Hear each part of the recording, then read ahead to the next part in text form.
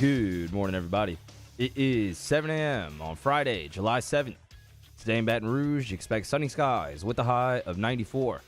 Coming up on OTB, the return of tier lists. We rank the best HBO shows. You can follow today's show on Twitter, Instagram, and TikTok at OTB_ESPN, or catch us on YouTube at the 1045 ESPN channel and subscribe for daily content. Hour number 1 of Off the Bench, live from the Mercedes-Benz of Baton Rouge studio, starts now. Let we go!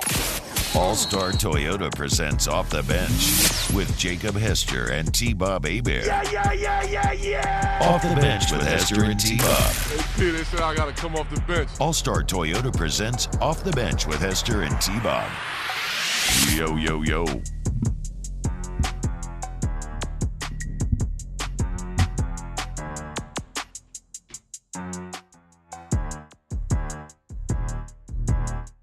Yo, what's happening, everyone? Welcome in. OTB Friday, July 7th, 2023. Another summer weekend is upon us. And we're glad that you're choosing to kick it off this Friday morning with the boys here on Off the Bench. If you're not, or if you're listening in the future, well, I hope you're having a great time as well. We're going to have a fun Friday show today. You know, I think the rhythm, hour 1, probably do a couple local sports topics. We do have a Pelican Summer League game coming up. We got some more LSU football talk. It's 50 days away from college football season. It is talking season, kind of some fun hypotheticals. Wait till you hear where Pro Football Focus ranks that LSU quarterback room. We'll talk a little Damian Ramos as well, perhaps. Hour 2, we'll continue a conversation. Hour 2 is probably when we're just going to start to go a bit off the rails, but we'll continue a conversation from yesterday, choosing your favorite SEC players, and that Brandon Walker came up with from each SEC school. And, well, the Big 12 Media Day didn't happen, did it, Jake? I don't think so, but we do have. No, it's next week. Okay, but they've already voted.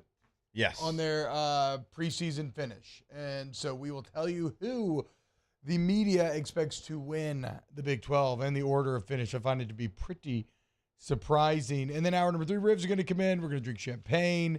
We got threads and the return of science. That's right. Like Galileo or I need another scientist. Oppenheimer. Matt Flynn. We are, no, not literally not Matt Flynn. Even though he did drop a big bit about the periodic table of elements. Is he not a scientist when he's come up with a formula for hydration? Did he come up with it? He was a part of it. I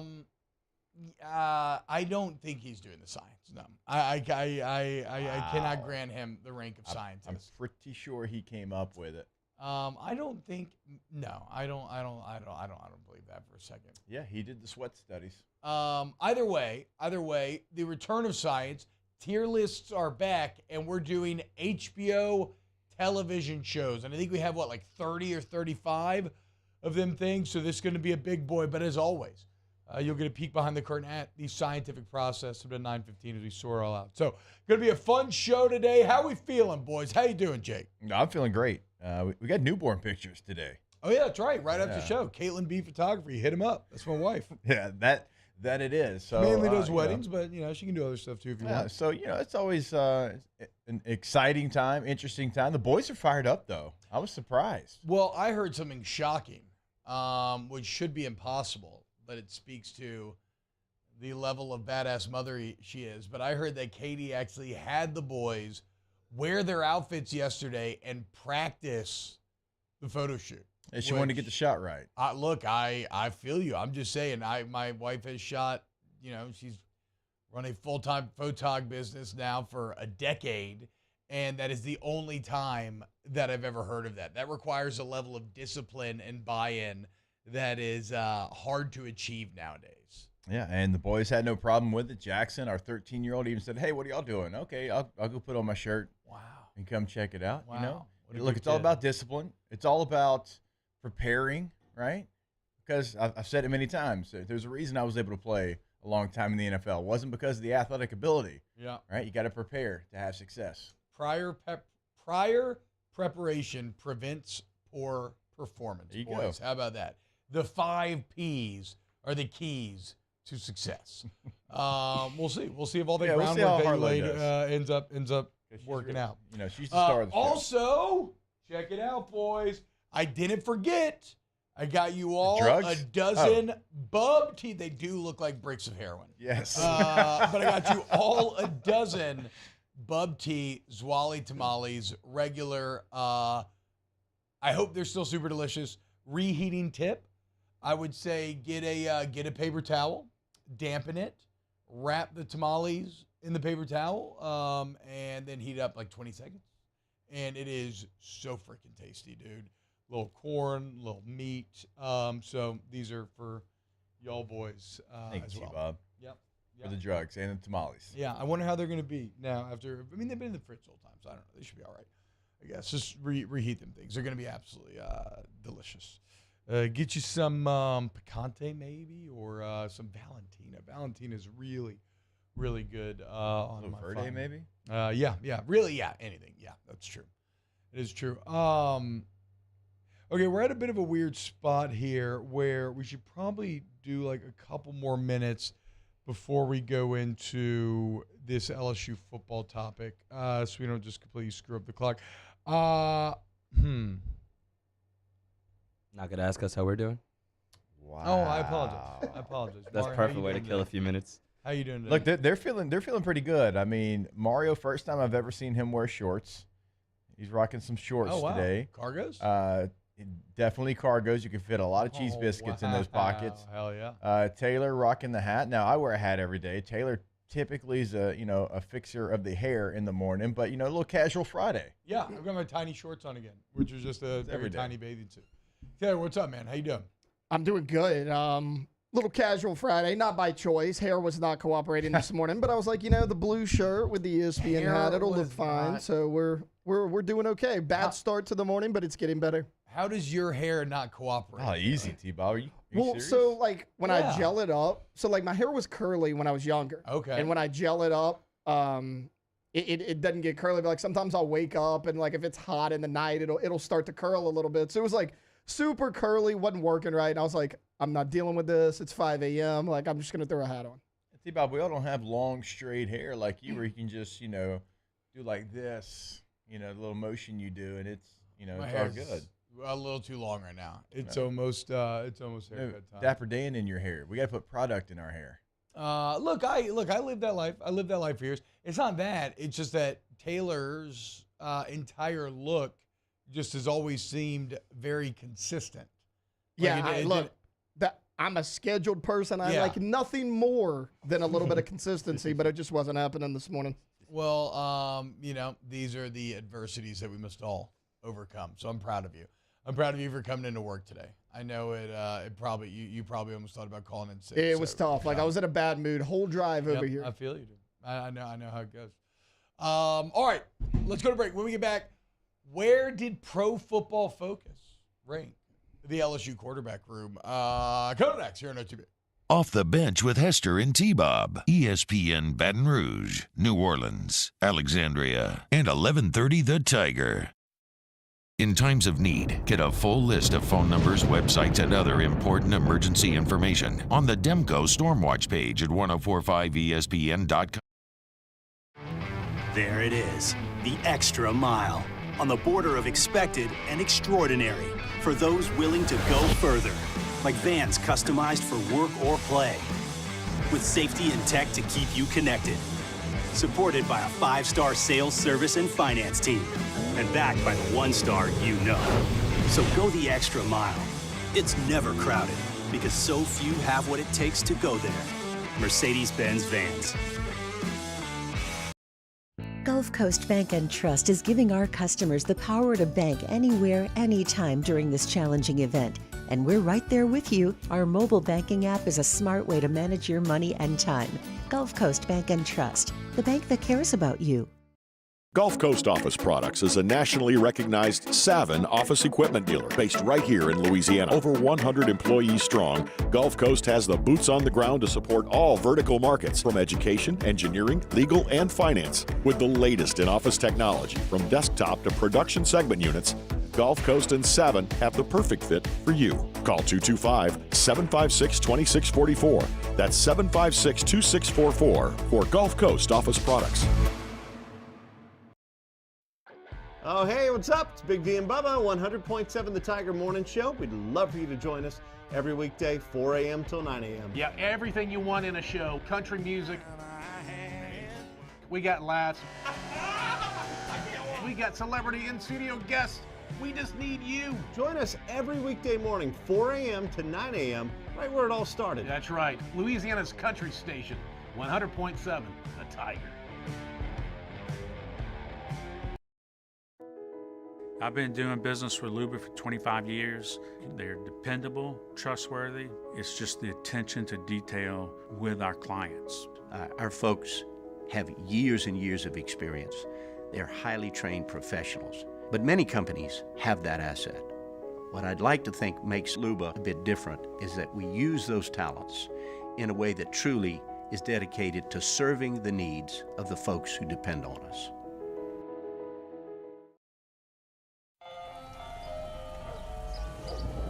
Hey there, little buddy. What's the matter?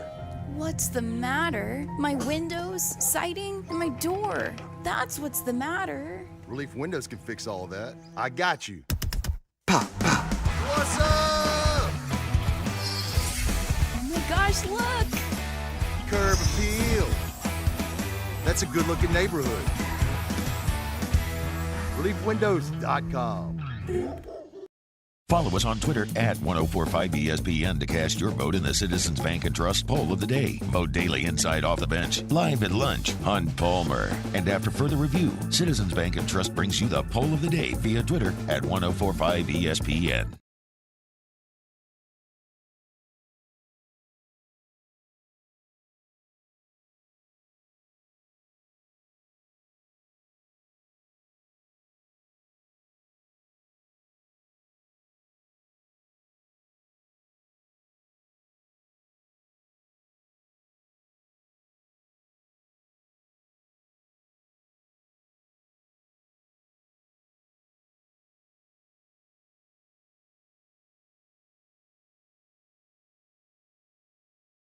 Visit NOLAflooring.com. That's NOLAflooring.com.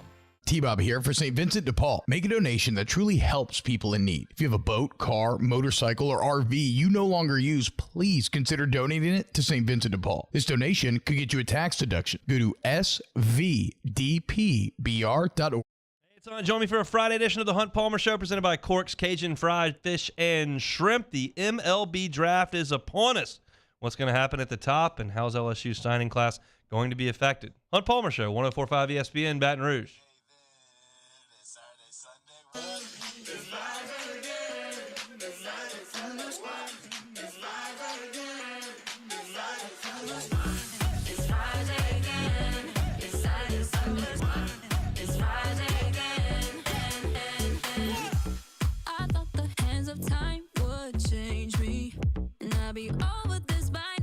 All-Star Toyota presents Off the Bench with Hester and T-Bob. ESPN Baton Rouge, New Orleans, Alexandria, and 1130 The Tiger. Yo, what's going on, y'all? Welcome back to OTB. I think we touched on it yesterday. The Swamp getting a $400 million facelift, according to AD Scott Strickland, saying they want a multi-generational solution. The only thing we touched on it yesterday. I don't think that this is more of a welcome to the moment, welcome to the party moment for Florida, where it's not like their facilities are going to be just better than everyone else's, but they finally have facilities which will help them. The only thing that I thought was pretty interesting, Jake, is in the remodel, they're going to value comfort, right? And through things like wider concourses, better seats, better tech, bigger screens, et cetera, et cetera. They're going to lose a few thousand seats. Right.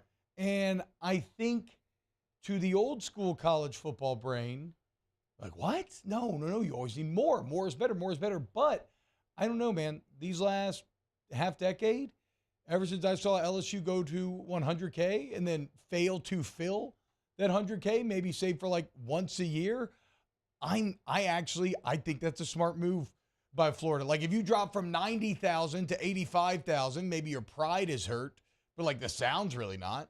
The stadium's still going to be built straight up. You're not going to notice a functional decibel difference between those 5,000 people. Like, I wonder how many people you'd have to lose before you would start to notice a difference.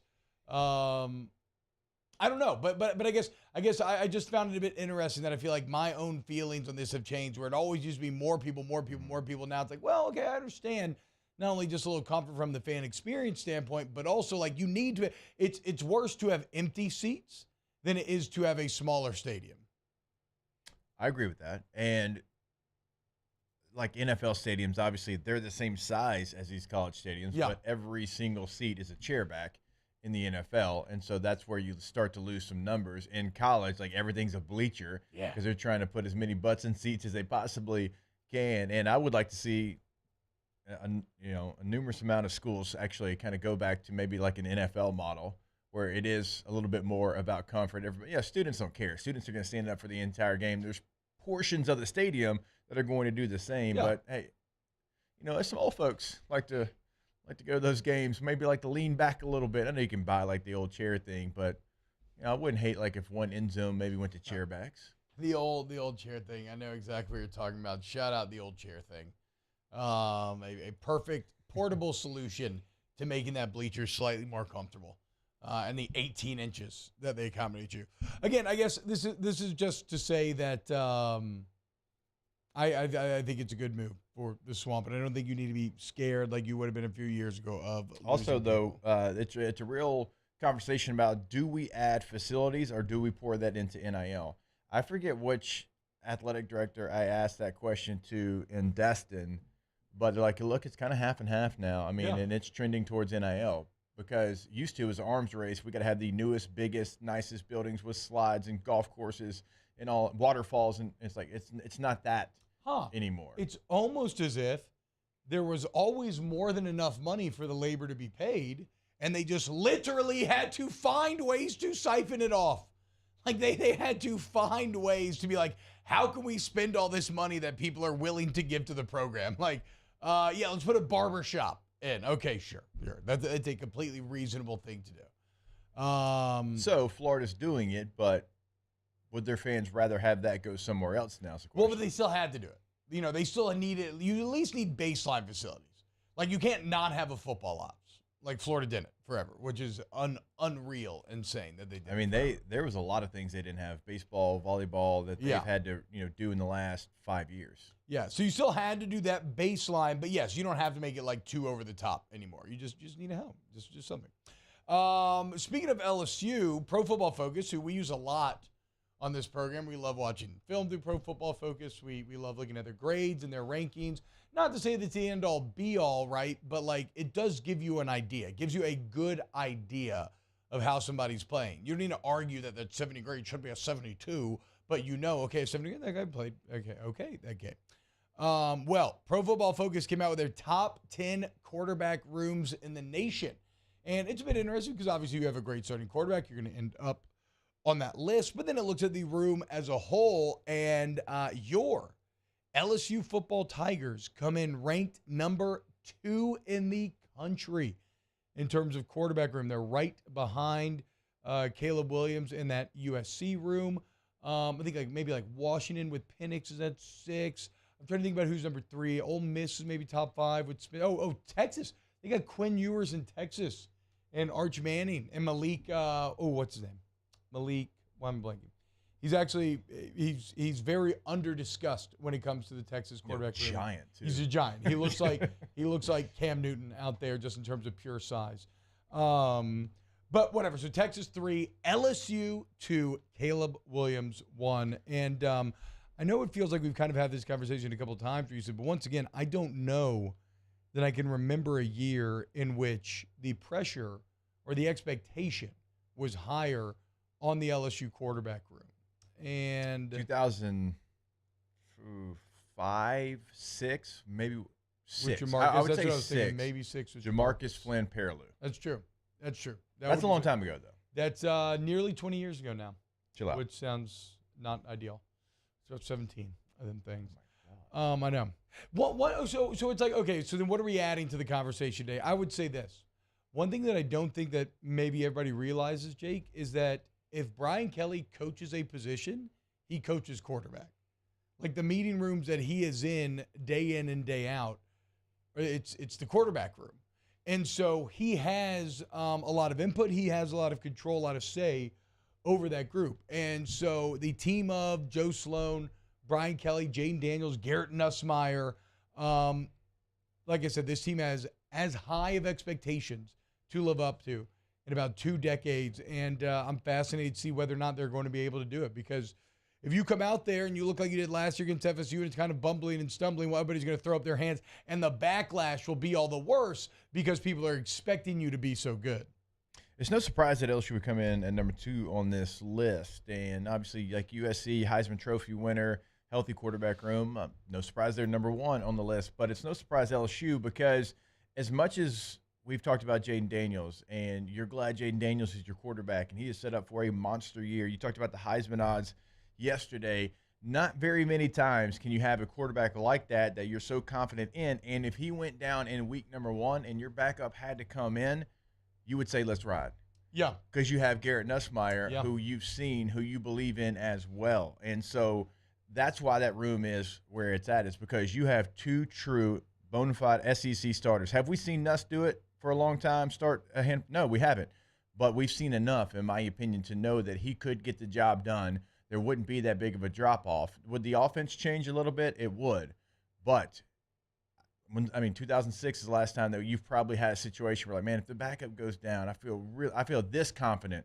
Now, you've had Miles be a backup even, as well. I would say you had a backup start the SEC championship. Yeah, and a game in the regular season, too. What was that? Middle Tennessee. Yeah.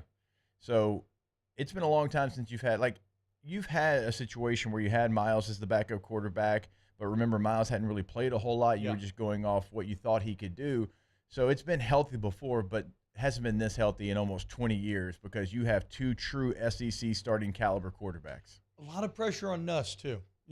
Obviously the most on Jaden. He's second in Heisman odds. That's such a billing to have to live up to. But when you think about Nussmeier, it's real easy as a backup to fall into complacency because you are guaranteed nothing.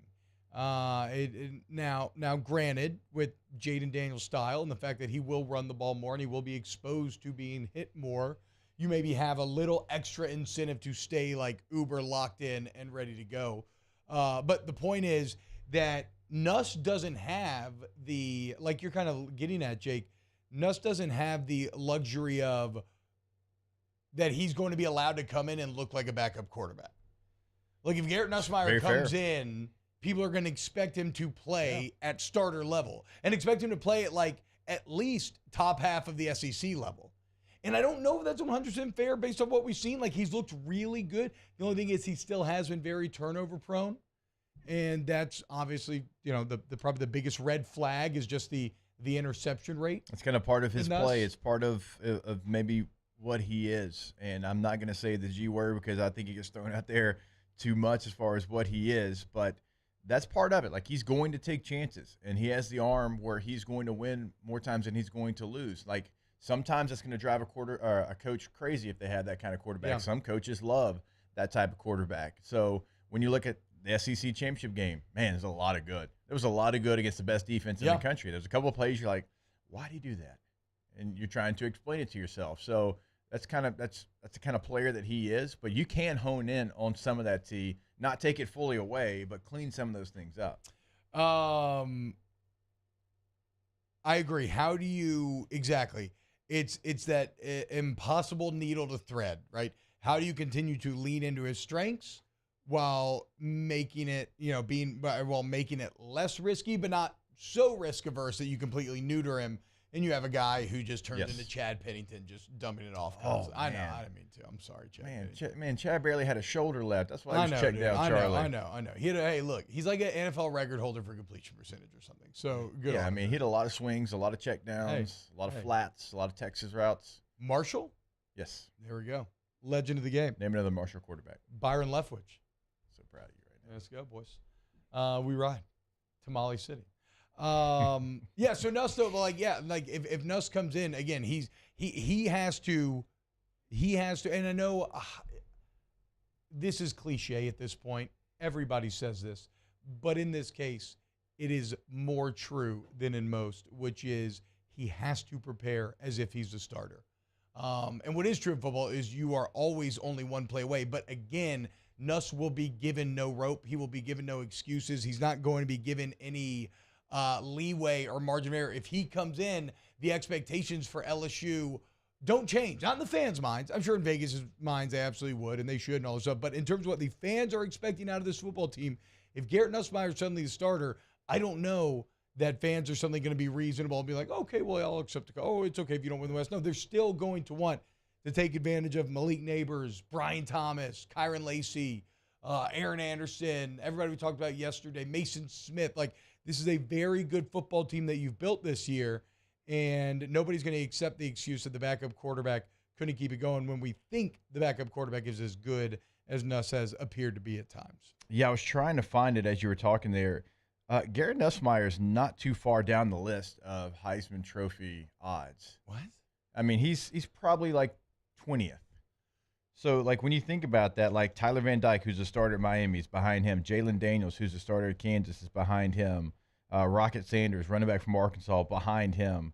Harold Perkins is behind Garrett Nussmeier. Chandler Morris behind Garrett Nussmeier. Will Rogers behind Garrett Nussmeier. So, like, even Vegas thinks that if he had to come in and he had to play, he's got better Heisman odds. I mean, DJ Uiagalelei is just like right one spot ahead of him. Wow. I mean, all right. So there you go. You better be ready. Better be ready, Nuss. Because, like, at least there's going to be an opportunity this year. And that's not, I'm wishing any ill will on anybody or anything, but there is every year. There's going to be an opportunity. What are you going to do? I mean, he's ahead of when it comes knocking. He's ahead of Riley Leonard from Duke, who had a monster year last year. He's one spot ahead of Will Howard from Kansas State, who had a big year last year. So, that's actually encouraging. Like, if you're an LSU fan and that's what Vegas thinks of your backup quarterback, that he has better Heisman odds than the reigning Big 12 champion quarterback in Will Howard. So, the number 2 quarterback room in the entire country, according to Pro Football Focus. Let's see if this room can live up to the billing. We are just 50 days away. 50 days away from college football, a little bit longer away from LSU. When we get back, more Off the Bench. Off the Bench with Hester and T-Bob. Our listeners fire off their opinions on the jimsfirearms.net hotline at 499-1045. Keep listening for your next chance to shoot us your thoughts with the jimsfirearms.net hotline on 1045 ESPN Baton Rouge. This summer, retirement is a state of mind. Whether it's a mid-morning activity or an early bird special, grab a Coors Light and chill like you're retired. There it is, the extra mile, on the border of expected and extraordinary for those willing to go further, like vans customized for work or play, with safety and tech to keep you connected, supported by a 5-star sales, service, and finance team, and backed by the 1-star you know. So go the extra mile. It's never crowded, because so few have what it takes to go there. Mercedes-Benz Vans. Hello, Samantha, dear, I hope you're feeling fine. And it won't be long until I'm with you all the time. But until then, I spend my money up right down on my last dime. Call in Baton Rouge.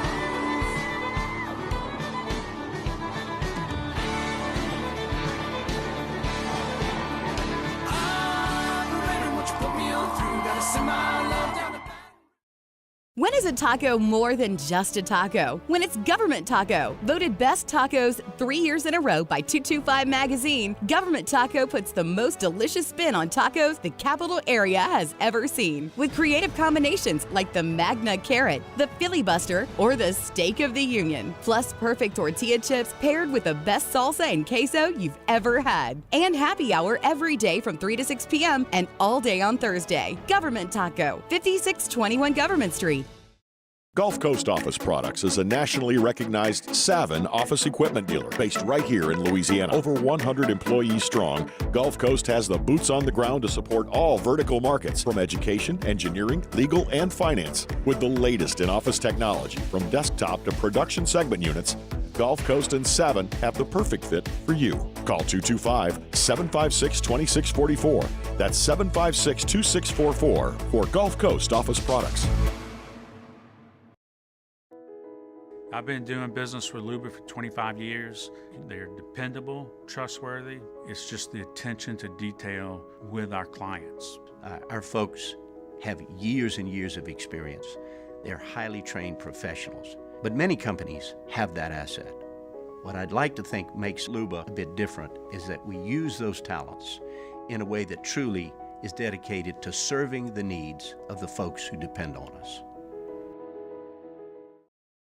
Gulf Coast Bank and Trust is giving our customers the power to bank anywhere, anytime during this challenging event. And we're right there with you. Our mobile banking app is a smart way to manage your money and time. Gulf Coast Bank and Trust, the bank that cares about you.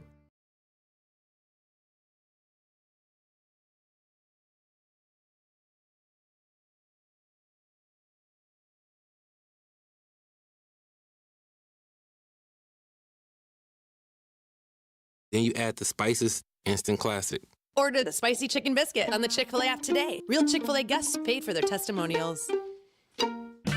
O'Reilly Auto Parts can help you find a repair shop with our shop referral program. Stop by O'Reilly Auto Parts or visit O'ReillyAuto.com. O'Reilly Auto Parts. Cut through the static and listen to 104.5 ESPN Baton Rouge in high definition. Simply tune to 98.1 and select HD2. Bayou Ford and Bayou Chrysler Dodge Jeep Ram. 5 brands on one lot. Shop BayouAutomotive.com. Matt Moscona inviting you to join us for Friday's AFR, presented by Don Juan Cigar Bar. We'll be at Pluckers on Bluebonnet. Mason Smith will join us. The Riot Radio Hours return. It's AFR 3 to 6. 104.5 ESPN Baton Rouge.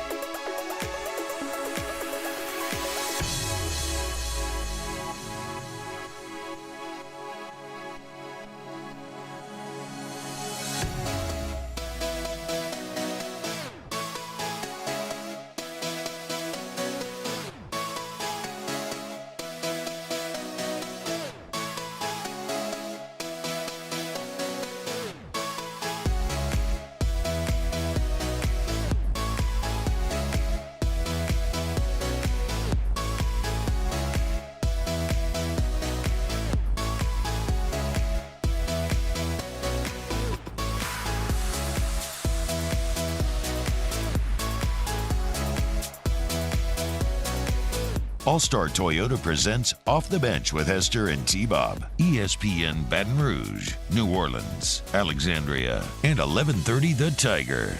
So I'm the only one that believes in the Trojans this year then. You were a Trojan boy last year. Yeah. There, cousin. Yeah. And why is everybody like, hello, guys? They won the Heisman and won double-digit games for the first time in forever. Like, what are we talking about? They didn't win their conference. They didn't win their bowl game. Not good enough to beat it's year one. Tulane. It's year one. But you say that. Whoa. That is so disrespectful to Tulane. Very disrespectful That's what to Willie I'm Fritz saying, and dude. Tulane. It's a good team. They're just not the same. and you want to know what the dirty truth is that no one talks about? And because it doesn't matter. No one should talk about it. Well, weren't they up like 15 with like 30 seconds left? Like USC had to get one of those mathematical shoot yourselves in the foot like Florida State pitching the ball at the goal line fumble. The point is, good teams find a way, bad teams do as well. I agree. It's year one. These things are a process. And that's major disrespect to a very good Tulane team that put it on a lot of people's asses. Yes, they did, including Kansas State, the Big 12 champion. Good team, yeah, but USC trying to carry itself as a championship contender, you know. What was your thoughts on them last year? How is it so hard to grasp that they could carry themselves as a championship contender when they just had when they have a returning Heisman Trophy winning quarterback and they won 10 or 11 games? Did they end up 10-3 with a bowl loss? Yeah, because also Utah twice and Tulane. So 11-3. 11-3. 11-3. 11 wins. Right. And a Heisman winner. And they're returning. And their defense added multiple all-conference players. Like, They've always had good players. They've always had high-ranked players. You're highlighting the good. here. I'm highlighting the bad. 2 losses to Utah, who owns that conference. You're holding pre-Lincoln Riley against them. Look at what happened when Lincoln Riley left Oklahoma. All right, I'll kind of jump in this a little bit. And last year I did think they would win the Pac-12. Me pumping the brakes I did. actually has to do with Lincoln I think Riley. I chose Utah on the show though, but after watching USC first 2 weeks, I switched. Until Lincoln Riley proves that he can have any sort of competent defense, I can't pick That's Alex USC. Grinch, but yes. But through Lincoln Riley, I agree. Yeah, with what I can't do it because they've been together though. Those two have been together. I can't do it. I would say caution yourself a little bit on how much they've added in the front seven, because like Anthony Lucas, who everybody's hyped up coming over from Texas A&M, last year in 7 games he had 10 tackles, 1 TFL, no sacks.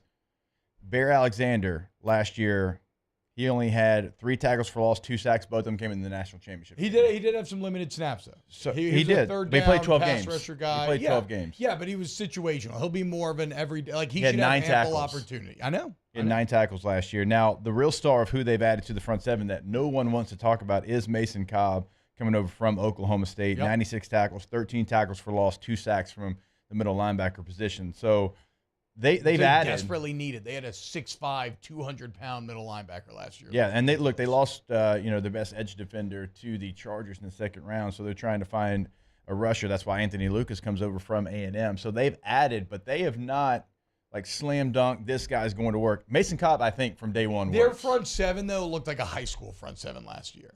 It did. Now Like, it looks like at it looks like a junior college right now. They're continuing to try to go up. At least it's like in front seven, there's nowhere to go but up. No, that's fair. I mean, they got big boyed by Utah twice, by Tulane, and by Oregon State. Now, Oregon State couldn't score enough points to win the game. It was a very close game, and again, you couldn't find that with a search warrant. So if you missed that game, like it was a low-scoring game. That's the game to go watch Omar Spade's highlights, by the way. I think I said that yesterday. Yeah. They've added. They're going to be another solid football team. Here's why I don't think they can play for a national championship. Washington, Oregon State, Utah, UCLA. That's why it's not really even them. There's just really good teams in the Pac-12 this year. It's funny, in the year which they're trying to find someone to show their games, it's going to be like early 2000s Pac-12, in my opinion.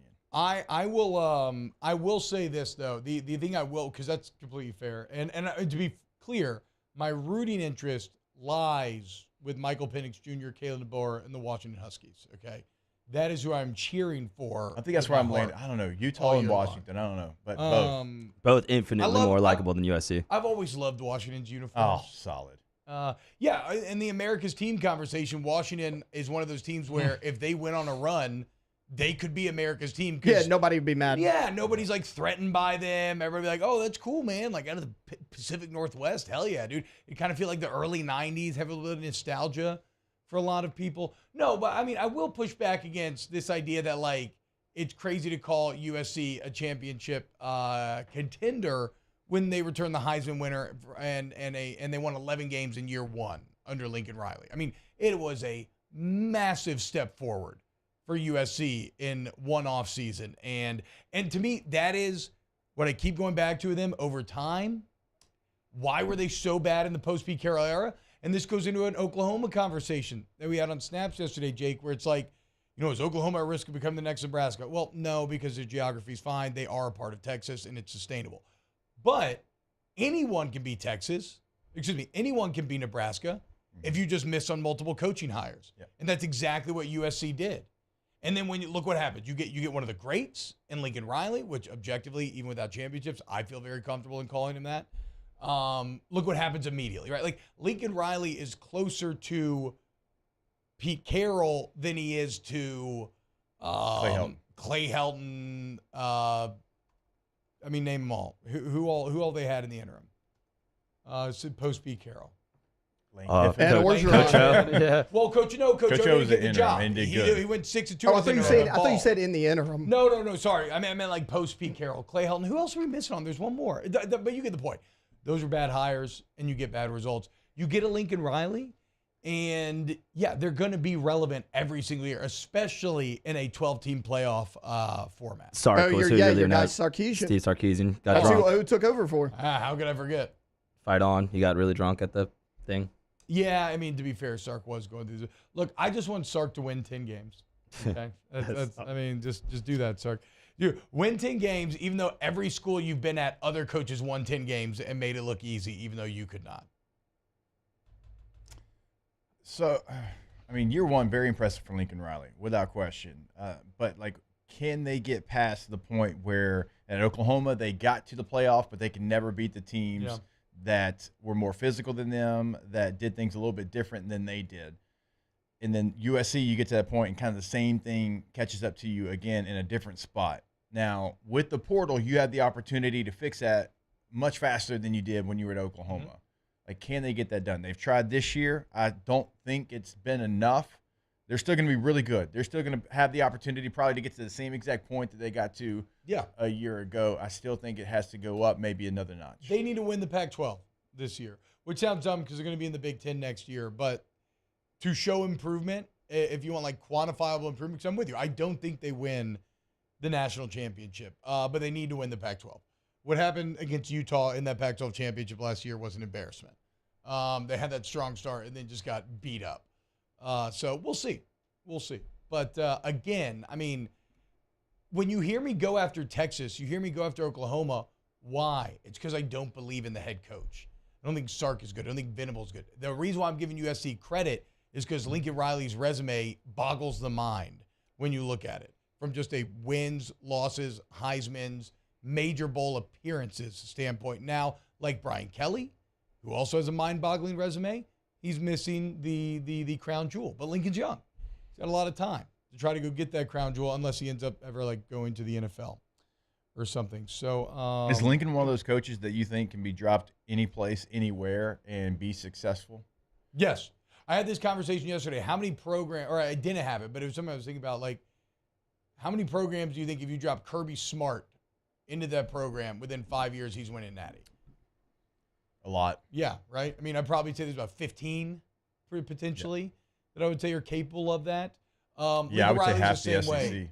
You drop Lincoln Riley anywhere, and that team's getting markedly better. Brian Kelly, markedly better. Nick Saban, markedly better. Like, these are Ryan Day. I guess Harbaugh as well. Yeah, Harbaugh.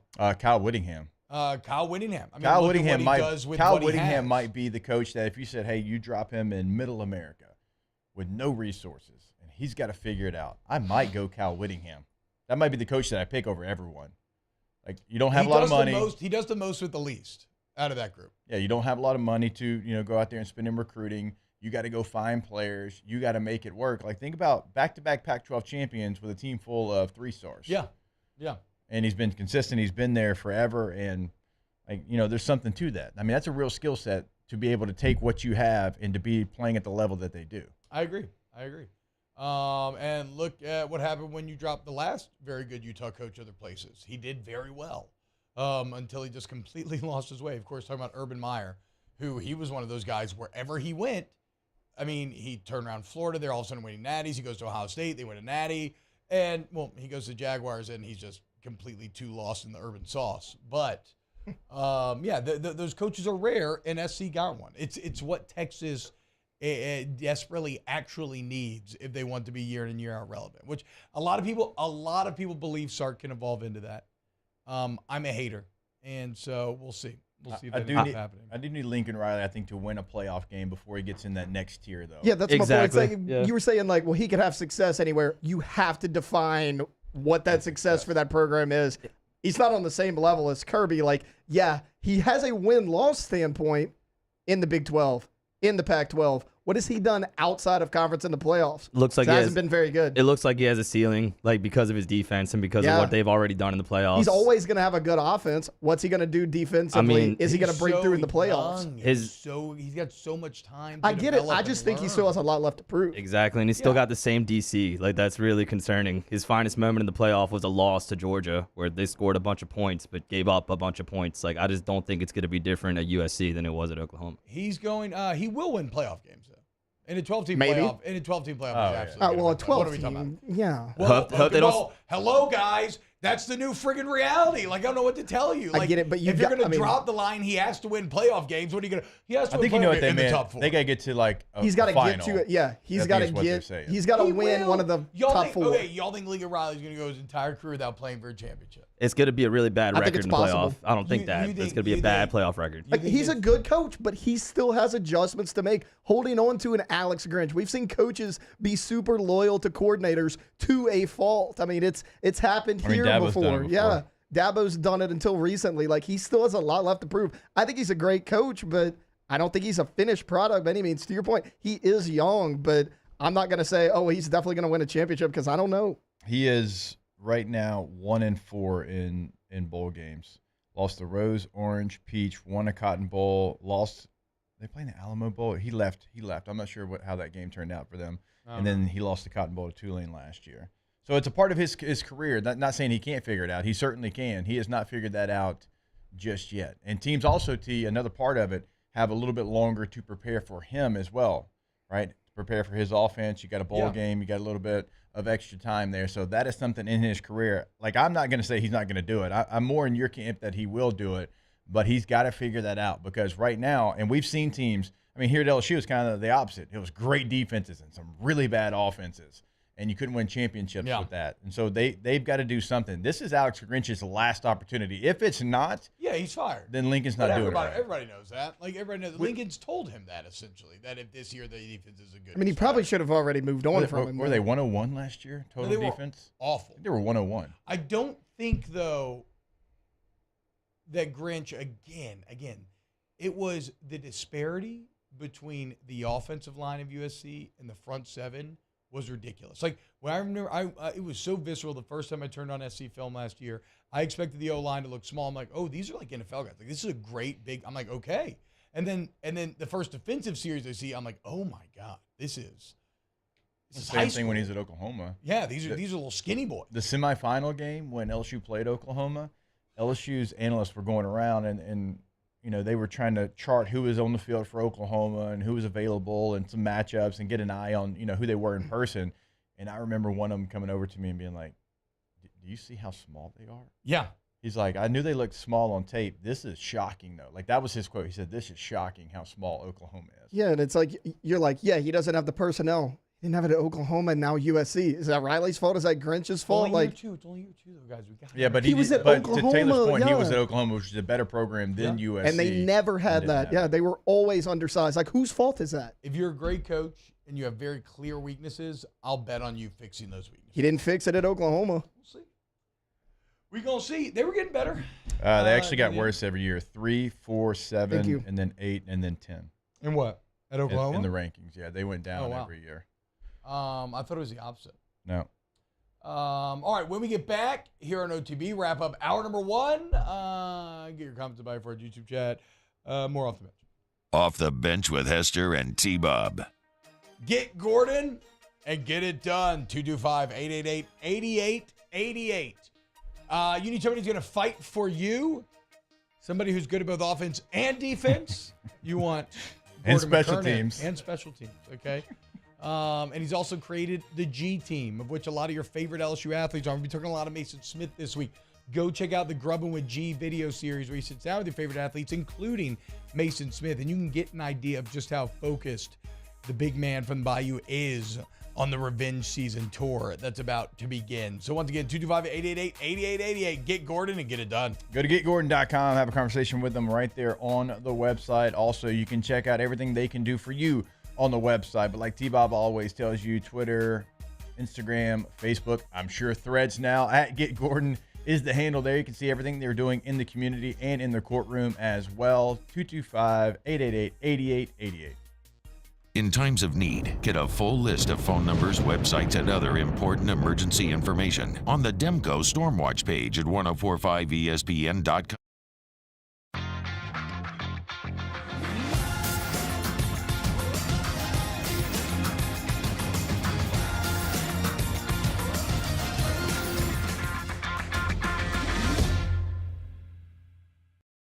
Bayou Ford has the new inventory to get you in a new Ford truck or SUV today, or customize your next vehicle just the way you want it. All new Bayou Ford vehicles come with a 1 million mile powertrain warranty.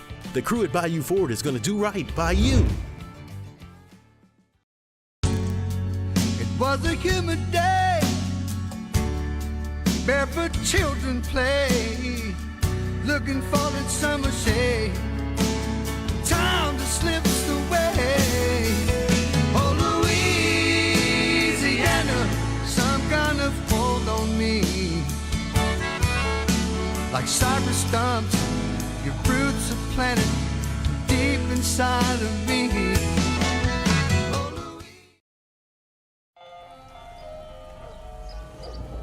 Hey there, little buddy. What's the matter? What's the matter? My windows, siding, and my door. That's what's the matter. Relief Windows can fix all of that. I got you. Pop, pop. What's up? Oh my gosh, look! Curb appeal. That's a good-looking neighborhood. ReliefWindows.com. There it is, the extra mile. On the border of expected and extraordinary for those willing to go further. Like vans customized for work or play. With safety and tech to keep you connected. Supported by a 5-star sales, service, and finance team. And backed by the 1-star you know. So go the extra mile. It's never crowded because so few have what it takes to go there. Mercedes-Benz Vans. When is a taco more than just a taco? When it's Government Taco. Voted best tacos 3 years in a row by 225 Magazine, Government Taco puts the most delicious spin on tacos the capital area has ever seen. With creative combinations like the Magna Carrot, the Filibuster, or the Steak of the Union. Plus perfect tortilla chips paired with the best salsa and queso you've ever had. And happy hour every day from 3 to 6 p.m. and all day on Thursday. Government Taco, 5621 Government Street. Gulf Coast Office Products is a nationally recognized Savin office equipment dealer based right here in Louisiana. Over 100 employees strong, Gulf Coast has the boots on the ground to support all vertical markets from education, engineering, legal, and finance. With the latest in office technology from desktop to production segment units, Gulf Coast and Savin have the perfect fit for you. Call 225-756-2644. That's Charles Hannegriff joins us for the Friday edition of Live at Lunch from Rufino's on Highland Road. Troy Macker from Bet Rivers. Bruce Marshall will be with us, and we're talking a little college football. Live at Lunch, 104.5 ESPN Baton Rouge. She's loving California. She loves the beach. She loves the party every day. Pina coladas on the sidewalk in LA. Ever since she went away. I hate California. All-Star Toyota presents Off the Bench with Hester and T-Bob. ESPN Baton Rouge, New Orleans, Alexandria, and 1130 The Tiger. I was going to call this the worst rejoin song we've ever had, but I get it now. The I Hate California, that was a good bit. This is U3. Looking at USC. Mm-hmm. Actually, I felt like I was in the middle of that conversation. Yeah, true. Yes, that's true. I was Switzerland. I wasn't. I'm a little Trojan hater, straight up. Good. Look, good. We need strong stances. It's always good in this job. So, hey, ultimately one of us is going to be proven right. Which team in the country that's being hyped right now do you think is going to have the worst season? Well, I mean, Texas. But outside of that, there's not many candidates for it, in my opinion, because I think the teams that are a lot of times teams that get hyped up, I'm like, nah, just can't see it. But like when you look at the Big Ten, it's a 3-team conference. Yeah. When you look at the ACC, it's a 2-team conference. I mean, I guess in a weird way, Penn State could be one. That was actually who I was gonna say. Because they have to either beat Ohio State or like they're in a weird spot where for them, they were awesome last year. If they go 11-2, just like they did last year, I know that's what's weird. Because with USC, you just said if they went 11-2, that was successful.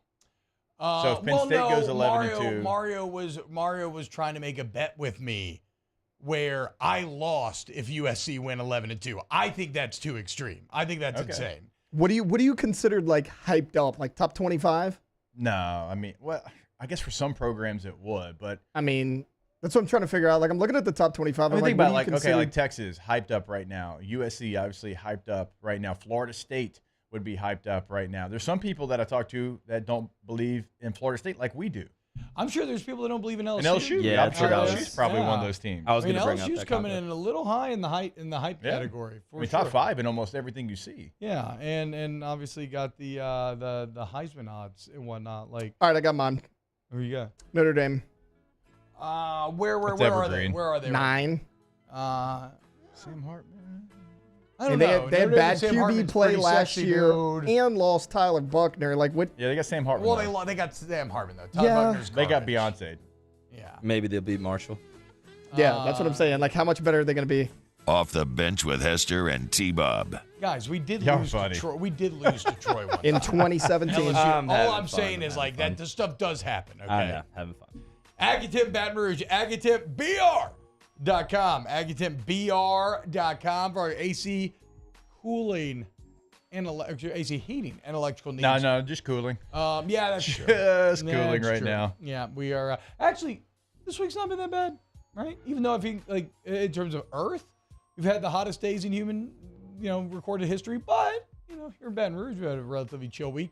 But if you need to keep your house totally chill and take control of your comfort zone, go with the company that has the best customer service in the game. Go look at the online reviews. Aggietip Baton Rouge, AggietipBR.com. Yeah, once you go to the website, you can actually see it right there on the homepage. You can schedule that visit online and go ahead and get everything ready to go. And then they're going to send you a text with the picture of who's coming to your home, a little quick bio of who's coming to your home so you know who's going to do the work and you know you're going to get 5-star service, AggietipBR.com.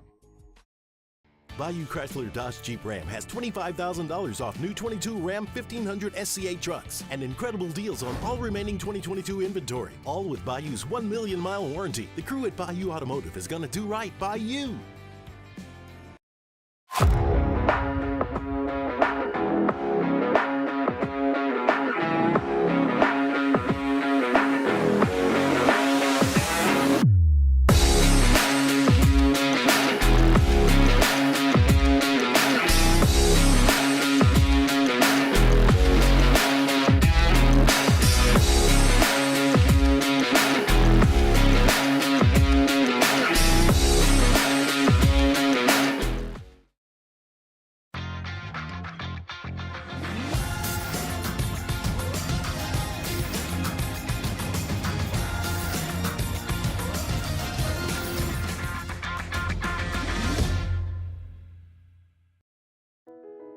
I've been doing business with Luba for 25 years.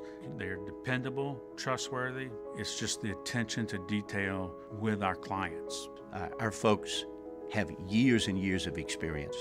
They're highly trained professionals, but many companies have that asset. What I'd like to think makes Luba a bit different is that we use those talents in a way that truly is dedicated to serving the needs of the folks who depend on us.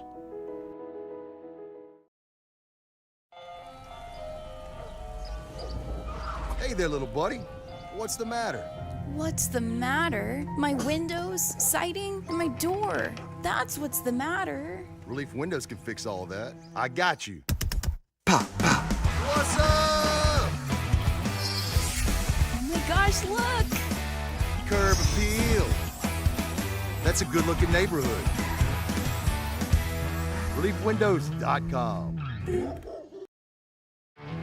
There it is, the extra mile, on the border of expected and extraordinary for those willing to go further, like vans customized for work or play, with safety and tech to keep you connected, supported by a 5-star sales, service, and finance team, and backed by the 1-star you know. So go the extra mile. It's never crowded, because so few have what it takes to go there. Mercedes-Benz Vans.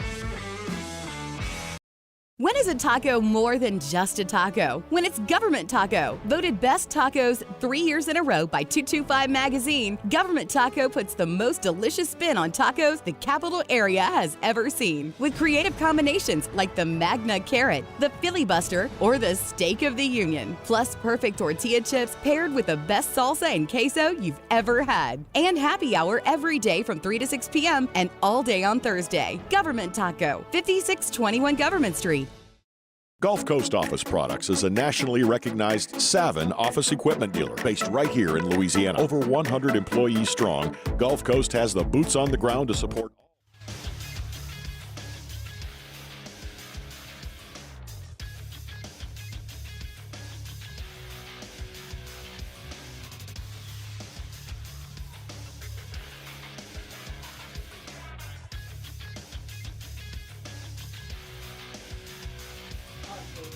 Good morning, everybody.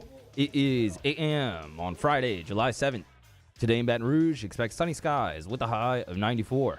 Coming up on OTB, it's the return of tier lists. We rank the best HBO shows. Also, we name random college football players. You can follow today's show on Twitter, Instagram, and TikTok at OTB_ESPN, or catch us on YouTube at the 104.5 ESPN channel and subscribe for daily content. Hour number 2 of Off the Bench, live from the Mercedes-Benz of Baton Rouge studio, starts now. Let we go!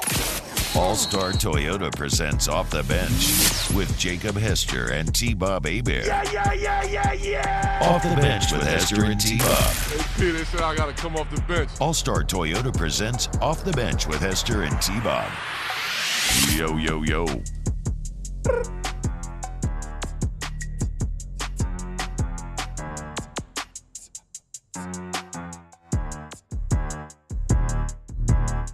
Austin Wayne's is Ole Miss overrated preseason hype. What is Ole Miss rated preseason this year? Preseason top 25.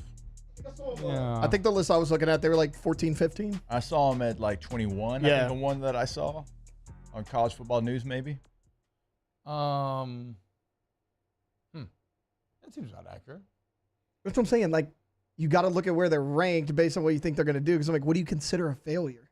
So A&M's one that's interesting because I actually think A&M is going to be I was going to put A&M. I was going to think they're going to be terrible. They're definitely, I understand if you think they're going to be terrible, and they are still like 15th in a lot of That's what I'm saying. stuff. But like the list I saw, they were like 17th. I'm like, is that big of a like? Well, terrible's out of the top 25 though. Yeah. So do you think they'll terrible finish out means of the top something 25? different, just like successful means something different for every team. That's fair. That's fair. I guess if I think about A&M terrible though, now that we've seen them do what they did last year, like that's terrible. I think A&M goes 7-5. Okay, yeah, I would say that'd be terrible. I would say that would be terrible for them. I don't know that I agree. I think A&M may be kind of good this year. It feels like a solid another hunky-dory 8-4. There you go. I was thinking 8-4, 7-5. Hell yeah. All right, let's continue something we did yesterday where we looked at all the SEC teams, and you have to choose your favorite player from said team. Let's start with UGA, boys. Who are we choosing from the Georgia Bulldogs? Who you got? I'm going to go with Randy McMichael, and not because he was my teammate with the Chargers, but I loved watching him play at UGA. I mean, he caught a ton of passes, and he would line up at Y, he'd line up at F, and not a lot of people use the tight end like Georgia did back then, and he was always, don't tell Randy I said this, he was very athletic for his size as well. And then I loved watching him when he was with the Dolphins, and then became his teammate later with the Chargers. So I'm going to go Randolph McMichael. Hoping to see Randy again at SEC Media Days here in Nashville in a couple of weeks. He does radio over there in Atlanta. Mark, what about you? Okay, mine's kind of random, and honestly, a lot of it has to do with Forgot about this, dude. A lot of this has to do with NCAA and me being good with this player. But shout out to Isaiah Crowell. Played 1 year at Georgia before transferring to Alabama State. Had a decent career in the NFL, but I used to clean up with him on NCAA. Of all the players from UGA, it's a good call. Yes. There was the old. What was the old? There was an old meme video or something with him, like Crow Dog or like Crow. I can't, some old YouTube video. That's my only memory of Isaiah Crowell. He was supposed to be a beast. So he ended up making the league. Not Nick Chubb. He did? No. Michelle. No. No Sean. No. Randy Curran. No. Gurley. Crow Dog, baby. Yep. Shout out Isaiah Crowell. Hey, it's your favorite, not the best. I like it. What about you, Ty? I did consider Nick Chubb, to Hester's point, because he's like one of my favorite backs right now. But this was like right when I started playing the position. I was always a big Matty Stafford fan. So I'm going Matthew Stafford. I've never heard someone call him Matty before. You kind of look like Fat Stafford a little bit. I look like Matt Stafford. Yeah. Did you just say if you white, you Ben Affleck? Basically. Yeah, I guess I actually did. For me, Quincy Carter got close, but Champ Bailey won the race in the end. Yeah. Champ Bailey was a legend when I was growing up. Champ Bailey's a great answer to you. Unbelievable human being. Yeah. Very fortunate to have him as a teammate. I got to interview him when he was on the Saints for that preseason in the Greenbrier. Most cursed of all camps when we thought the Saints were going to be so good. And then that's half the reason I didn't go play for the Saints. I'm not going to the Greenbrier. Yeah, seems like a lot. Yeah, that's exactly what I said. I was like, hey, this seems like a lot. Florida, who we got? This one's easy for me. Y'all probably already guessed. It's Chris Doering, and not because he's my boy, but I remember watching a skinny number 28. Why are you wearing 28 at receiver? Sorry, CD. You got the blue tights on, but you are routing people up. Yeah. I mean, not like possession receiver. Like, go watch CD's highlights. I mean, he is routing people up. He's leaving them in the dust. Kentucky game, he had so many big catches. In the SEC championship game against Bama, he had big plays. I mean, he was like a bona fide All-American type receiver. Yeah, he's a good route runner.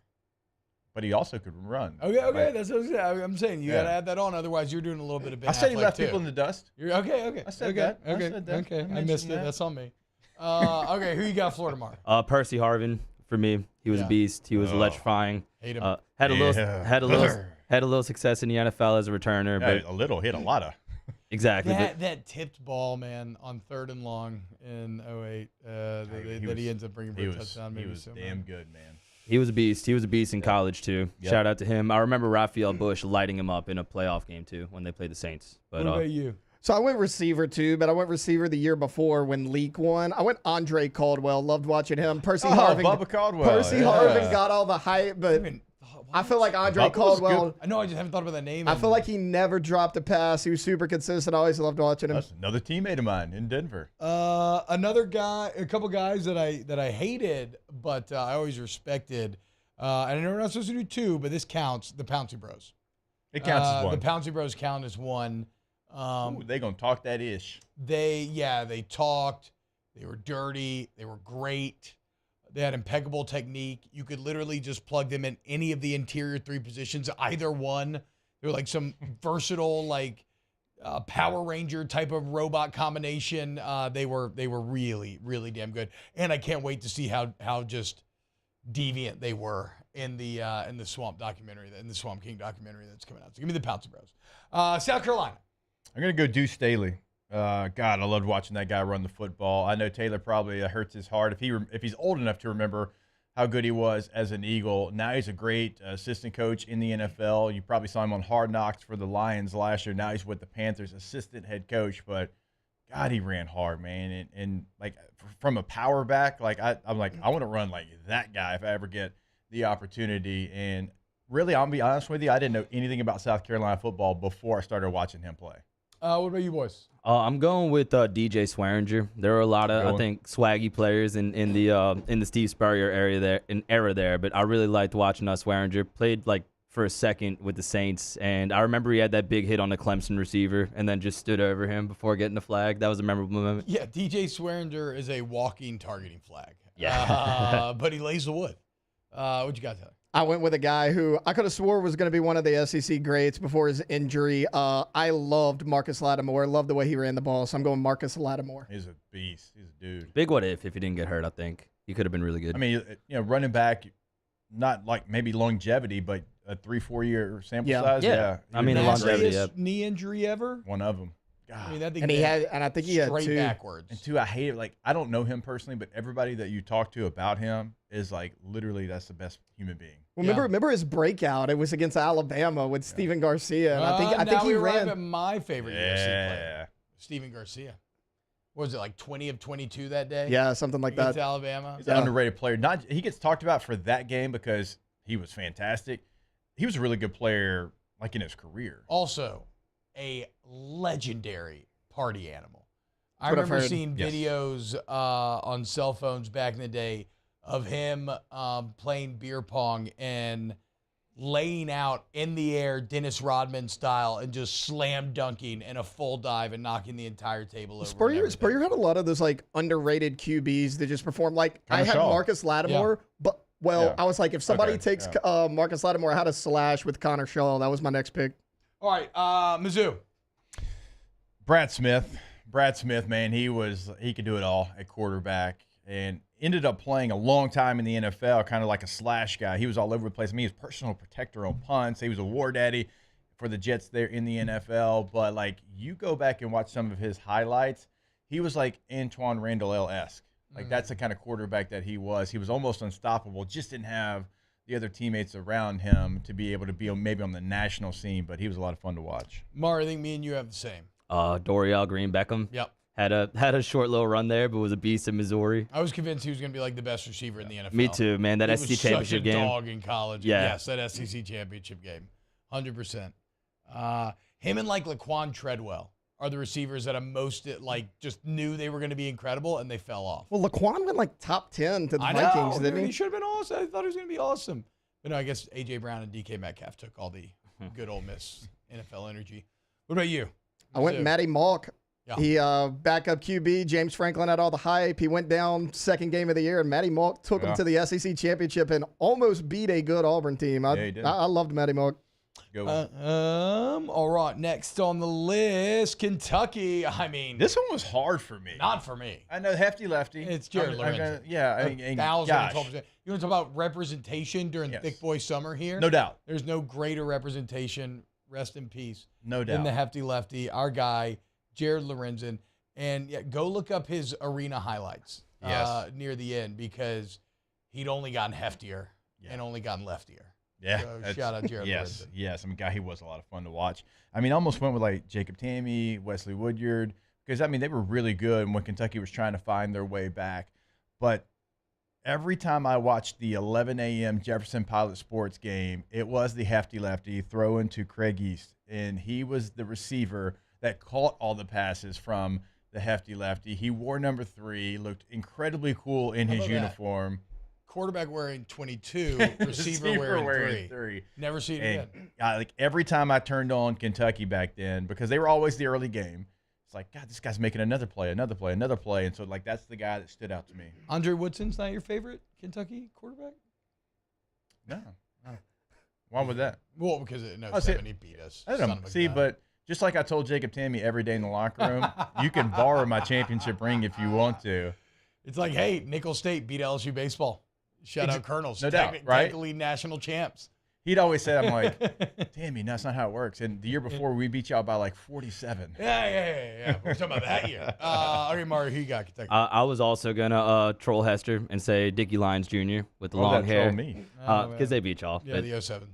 But he Y'all was. realize we won the national championship. I know. I would never. That doesn't hurt me. But- Arkansas beat us too. But in terms of disappointing losses, that 07 Kentucky game was brutal. Oh, I feel like Arkansas was much Arkansas more. was brutal. Arkansas was worse because you felt like everything evaporated. Well, and it was at home. But Kentucky was still brutal. Yeah, in a way, I'm trolling myself too because that day was freaking miserable as an LSU Dickie fan. Lyons. That was awful. God, Dickie Lyons got my guy Stelz in that game too. Dickie Lyons went to High school. Idaho. Holy Cross. I was gonna say Barb.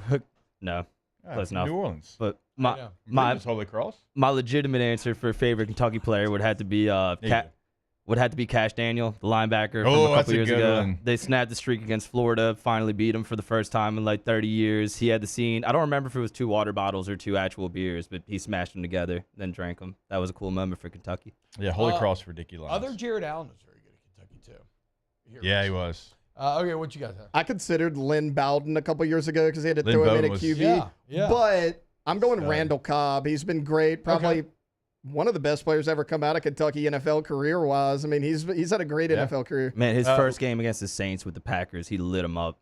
Lynn Bowden, by the way, New Orleans Saint right now. Yep. Really? Yeah. I almost had him, but I watched Cobb a little bit more. Make a package with Taysom, Lynn, Jamal Murray. Just put like, make a package with Taysom and Lynn in there and see how creative you can get. Tennessee. Peerless Price. I Okay. said it yesterday, Yeah. man. God, he looked so cool in his uniform. He had the clear visor. He wore a nasty number in college, but he still made it look cool because he was that good. And then, was a pretty good player for the Bills and Falcons in the pros. Yeah. T. Martin. Going on to be a great coach. Where's he at now? He bounced around for a while. Yeah. But I just remember being a little kid and everybody loving T. Martin. And it's kind of crazy to think that he's the one that got Tennessee across the natty finish line with all the other greats that they've had that could not. Peyton, Heath Schuler, yeah. I'm going with Arian Foster for Tennessee. Was a beast back in the day over there. Had a great NFL career when he was still in the league. Now he does a podcast with a PFT commenter about conspiracies that I sometimes listen to. So that's why you like him. Yeah, exactly. Shout out Illuminati. Shout out Arian Foster. I'm not sure he could beat up a wolf like he says he can, but great player. I always thought he could take on one wolf. I've seen some picture of wolves recently that have made me kind of question that again, so I'm not sure where I stand right now. Yeah, you would lose. One wolf, though? You'd lose. It's a wild animal, man. Yeah, but what if... Yeah, exactly. You ever seen T-Bob in the wild? I'm a freaking human being, dude. Okay? Like, how did we emerge on top? Because we're smart and crazy. I feel like I would just... Because I would just, like, yell at it. Just, like yell and then, like, just kick it in its face. Right? I mean, if it bites you, it's going to get you. I'm not saying I'm going to come out unscathed, but, like, what if I, like, gouge its eyes? That's tough. It's faster than you. There's so many But variables if at play it here. bites you, then its eyes are locked in. There's so many variables at play here. I think you would lose. T-Bob, I think I have a little bit more faith in you. I think I could maybe take on one wolf. Maybe not now. Definitely in my physical prime. I had They one like, wolf. there's packs of wolves. So if you had the one wolf, it would be the one that was left out of the pack. This has to be a specific one-on-one wolf fight. Like the reject wolf. No other wolves are allowed. Like you got the one. Well, that, I could definitely smash the reject wolf. That's what he's saying. Like he's the one that got left out of the pack. Like nobody wanted him. What about the alpha wolf? Mm-mm. Go toe-to-toe? Nah. That alpha's going to clap you. Please. Nothing scarier than that giraffe that we saw sprinting the other day. That was like Oh 3 my years God. ago now. Okay, what do you got, Taylor? What are we talking about? This one was easy Tennessee. for me. Great player. Loved his story. Love everything he overcame. Eric Berry. Yeah, hell yeah. Okay, last one here, and then we'll move on. Or we'll revisit this on the other side of the break. Alabama. Let's end with a. Are you going to forget about Vanderbilt? You're going in the East. I'm saving. I'm just actually going down a list. I'm saving Vanderbilt for the end. On me. Alabama, D'Amico Ryans. I said it yesterday. Hell of a football player. Did everything the right way. Was always in the right spot. Didn't talk a lot of trash, but when he did, it was really, really good. He's a head coach in the NFL now, and he gets forgotten about because he was right before Alabama started their run. Now, he's on a really good Alabama team, 2005, his senior year, ranked in the top 10 in the country, but he doesn't get talked about because he was pre-Saban. I'll go like I did yesterday, Sean Alexander. I used to really like Sean Elbow Alexander pads. growing up. He was just a beast. That dude was fun to watch run. I mean, he's one of the last running backs, too, that ran his team into a Super Bowl when you think about that Seattle Seahawks team. For me, kind of in the same mold as Jake was saying, Roman Harper, right before Nick Saban got there. That's a good one. Had a lot of individual success. They had a lot of team success. Shout out to Roman Harper, Saints legend, too. Yeah, that would be my 1B for sure. That's a good pull. I went a little deeper than you guys. Glenn Coffey, one of the most underrated backs Saban ever had. Yeah, I forgot about Glenn Coffey. See, everybody does. Yeah. Man, what happened to Trent Richardson? He's playing in Mexico, last I saw. Did not get vested in the NFL, which is wild. Heisman winner. Top 5 pick. To not get invested. Got That's traded so hard after to do. that for a first-round pick. It's so hard to do. It was a game That's short of actually a getting pretty good vested. name. Javier Arenas. I haven't thought about that name in a while. God, he was a beast trying to tackle that guy. I had to play him in the NFL. He's a chief.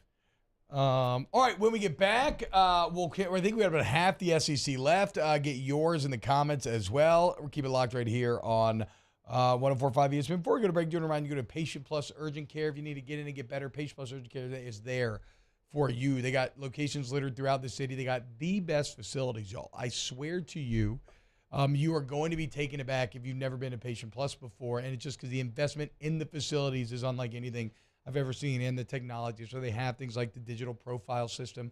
And so if you're a business owner and you hear me talking about these things like investment, you understand they are committed to the highest quality of care. So for all of your occupational medicine needs, you want to check out Patient Plus Urgent Care, patientplusuc.com, where you will see the difference.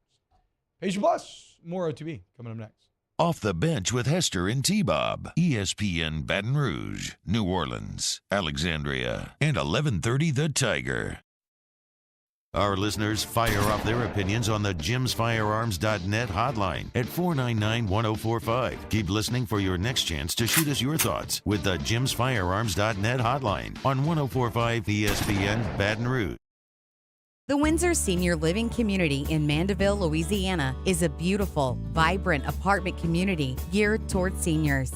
They are nestled right in the heart of Mandeville, where seniors live a more carefree lifestyle in spacious apartments with the peace of mind that comes from having a little extra help. Call the Windsor at 985-624-8040 to schedule a lunch and tour. Come see how the Windsor can be your passport to peace of mind.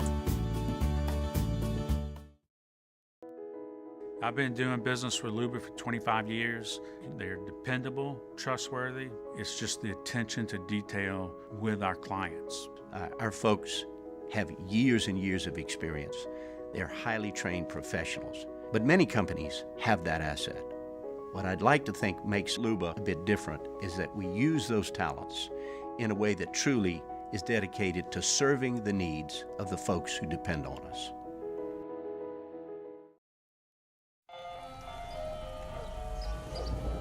Hey there, little buddy. What's the matter? What's the matter? My windows, siding, and my door.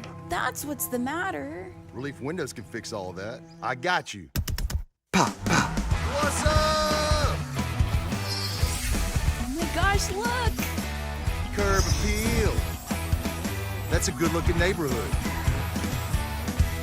ReliefWindows.com. There it is, the extra mile, on the border of expected and extraordinary for those willing to go further, like vans customized for work or play, with safety and tech to keep you connected, supported by a 5-star sales, service, and finance team, and backed by the 1-star you know. So go the extra mile. It's never crowded, because so few have what it takes to go there. Mercedes-Benz Vans. When is a taco more than just a taco? When it's Government Taco. Voted best tacos 3 years in a row by 225 Magazine, Government Taco puts the most delicious spin on tacos the capital area has ever seen. With creative combinations like the Magna Carrot, the Filibuster, or the Steak of the Union. Plus perfect tortilla chips paired with the best salsa and queso you've ever had. And happy hour every day from 3 to 6 p.m. and all day on Thursday. Government Taco, 5621 Government Street. Gulf Coast Office Products is a nationally recognized Savin office equipment dealer based right here in Louisiana. Over 100 employees strong, Gulf Coast has the boots on the ground to support all vertical markets, from education, engineering, legal, and finance. With the latest in office technology, from desktop to production segment units, Gulf Coast and Savin have the perfect fit for you. Call 225-756-2644. That's 756-2644 for Gulf Coast Office Products.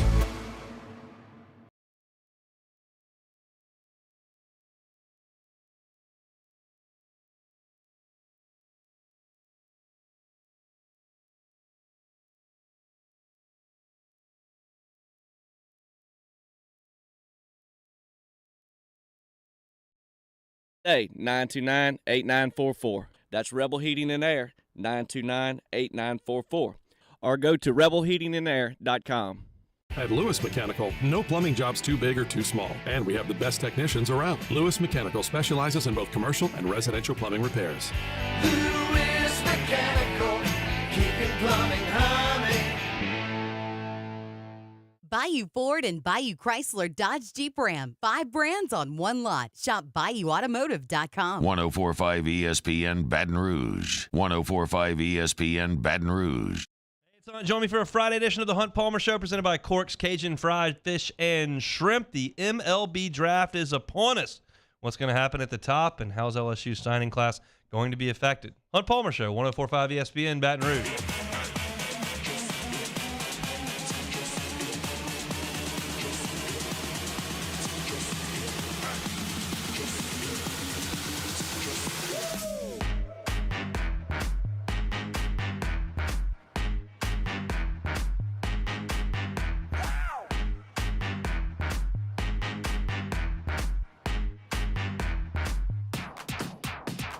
All-Star Toyota presents Off the Bench with Hester and T-Bob. ESPN Baton Rouge, New Orleans, Alexandria, and 1130 The Tiger. What's happening, y'all? Welcome back, OTB. Sharice Armstead says, let's go OSU Buckeyes. Okay, Sharice. We're going to see. Big year for the Buckeyes. Is that Bobby? Edward O says Terrence Mount Cody for his favorite Alabama player. Good Shout choice. out Mount Cody. Did you play against him? Yes. Is he good? He was not as strong as I would have thought, much faster and agile than I would have thought. I played him when I was starting as a sophomore, so I was about 285, and he's about 350. And I'll never forget, there was a USA Today article that was like, Hebert faces mountain, not molehill, an Alabama game or something. A lot of people accuse me of holding, but if you want to go look at Stephen Ridley's touchdown run near the end of that game, did pancake him. Was it a pancake because he was diving trying to tackle Ridley? Well, it doesn't matter, okay? It doesn't matter. He ended up on the back. I was on top, not the brag. Still counts as a knockdown in the film room. Exactly. And let's go back to our own film room. We are naming our favorite players from other SEC schools. We left off in Alabama. Let's go Auburn. I'm going to go easy for me. Yeah, Tikio Spikes. God, I mean, his neck alone was intimidating. I remember watching him in the Independence Bowl. It was Auburn versus Army, and I was probably in middle school, and I was terrified. I was As you should be. Oh, my God, look at that human being right there. Still, Is he a human being? Is he on the SC Network? Yes. Yeah. Still best. He took over for Gene Chizik when Gene went back to coaching. Couple of jack dudes there. A great pregame speecher as well. Oh, man. We were bad one year with the chart. Not bad. I mean, we were 8-8, but we weren't as good as we had been. But he would always get us ready. Yeah, Auburn had a lot of good players in the Tuberville era. I was thinking of a few of them, but I'm going with Trey Mason. Trey Mason was a beast in the short time he was at Auburn. Oh, yeah. Almost won a championship. He was a beast. He had that touchdown before Jameis Winston hit Benjamin for the game winner. So almost a historic moment. He was a beast at Auburn. Taylor? They had so many great running backs, but I went James Lutzenkirchen. Tight end with Cam Newton. Seems like he scored about 15 touchdowns that year. I mean, he was kind of the original Brock Bowers, like how Georgia uses Brock Bowers now. Really good. He also died in a motorcycle accident about 2 years after they won. Yeah, I remember he passed away. About 2 years after they won that championship. RIP had the game winner against Alabama. I used to love watching James Lutzenkirchen. Fullback, receiver, tight end, H-back, wherever you needed him. I guarantee this is the only show in America that has said James Lutzenkirchen was the precursor to Brock Bowers. He was. You don't get Bowers unless you have Lutzenkirchen. Used him the same way. He had to pave the path. I don't know if I agree, but I love the point. He walked so Bowers could run. Yes, I agree. 100%. You convinced me. That's like the people that say Etling walked so Burrow can run. Gosh. He did. Should one of us go on Ronnie Brown? Ronnie Brown. No, I thought all of y'all were going to take Cadillac. I considered Kenny Irons, but I didn't put him on. Oh, guys, the answer's Cam Newton. He's the best college football player I've ever seen live. You said favorite. You said favorite. I know. That's what. Favorite's different than best. That's what's so amazing to me about Cam, though. It's the only time where I've been Stockholm syndromed in my life, where I suffered it directly at the hands of that man, and yet I still came out of it like, that was awesome. Like, that guy's the best football player I've ever seen. Yeah. Like, I'll never forget that run where he stiff arms Pat P at the end. Yeah. And sitting in the stadium just being like, ooh. We lost, guys. Yeah, right. That's a wrap. I'm tired. Let's go home. It's over, man. Happy music? Yeah, sure. Okay. Ole Miss. Easy P. Willie. Patrick Willis. Oh, good answer. I mean, stronger, faster, Coach O smarter than anybody that you were ever going to play against. Maybe turn down a little bit more. Also, I mean, I don't even know if he realizes how good he was and probably still could be. Like when you talk with him, he kind of retired humble. at the top, right, of the NFL. NFL. He only played 8 years. He's like, all right, I'm good. I'm done. Taylor stole mine, which is the only word that rhymes with the same one. Nah, I'll let Taylor have it. Only word in the English language that rhymes with Busta. But mine is Javon Sneed, quarterback, really good at Ole Miss, put up some huge numbers. They had a little bit of team success. Started at Texas, transferred in. He did. Yeah, Javon Sneed. Jevin Sneed. It's Jevin. Sneed. Jevin. I recognize the name, but I cannot put a single highlight in my brain. He was the QB for this receiver who I chose, Dexter McCluster. Oh, okay. Hell yeah. Shout out Dexter McCluster. Well, receiver, running back, punt returner, whatever. He was a beast. Guys, the answer. Deuce McAllister. See, we didn't see Deuce play at Ole Miss. Me and Mario didn't, because Haldane was talking to us yesterday, and I was like, we didn't really see him play. We just missed it. That's true. Another Independence Bowl legend. And Deuce. I just love Deuce. Yeah, for sure. Saints legend. 1B for me. Go Deuce McAllister. Arkansas. It's Matt Jones. Yeah, it's Matt Jones for me, too. I still have nightmares about Matt Jones just falling forward for 4 yards. Every option play. It just seemed like you could not tackle him that dude was so for fast. no gain. Oh, my God. So fast. He was a beast, as was Darren McFadden. Talked a little bit about him yesterday. Legendary player. SEC Shorts did an episode about an alternate reality where he went to LSU, which is pretty funny. Encourage y'all to watch that. Glad he didn't. Shout out to McFadden. How did Matt Jones fail a drug test for cocaine? That's like hard to do. Yeah. He must have been doing a lot of cocaine. And I think they saw him, too. He got arrested because they actually saw him do it, like, in his truck. Like, police saw him do it. Or, like, it was out. I don't know if they actually saw him doing the act, but, I mean, he looked like he was living a little loose and fast. Yeah. Hey, Jacksonville, though. You know, what are you going to do? You're in Jacksonville. What do you got there? I was going to do Darren McFadden, was going to do Felix Jones. Talked about that a little bit yesterday. Always loved Marcus Monk. Great route runner, great hands. I'm gonna go Marcus Monk. Yeah. Whoa. Okay. That's a name. Arkansas. Or no, we just did. Sorry. Texas A&M. Now, who'd you have for Arkansas? You have Matt Jones too? Okay. Yeah. Texas A&M, Dan Campbell. Oh, hell yeah. It was dude. either going to be Dan Campbell or Datwin, and I went with Dan Campbell. Wait, guys, I read a very embarrassing Datwin piece the other day. There was a deep dive, not seriously embarrassing. Okay. There was a deep dive on A&M football and why they've struggled so much, and the article opens with an anecdote about Datwin where this last year, Jake, he made why he would do this, I have no idea. Datwin knows way more about, he'll forget more football than I'll ever know.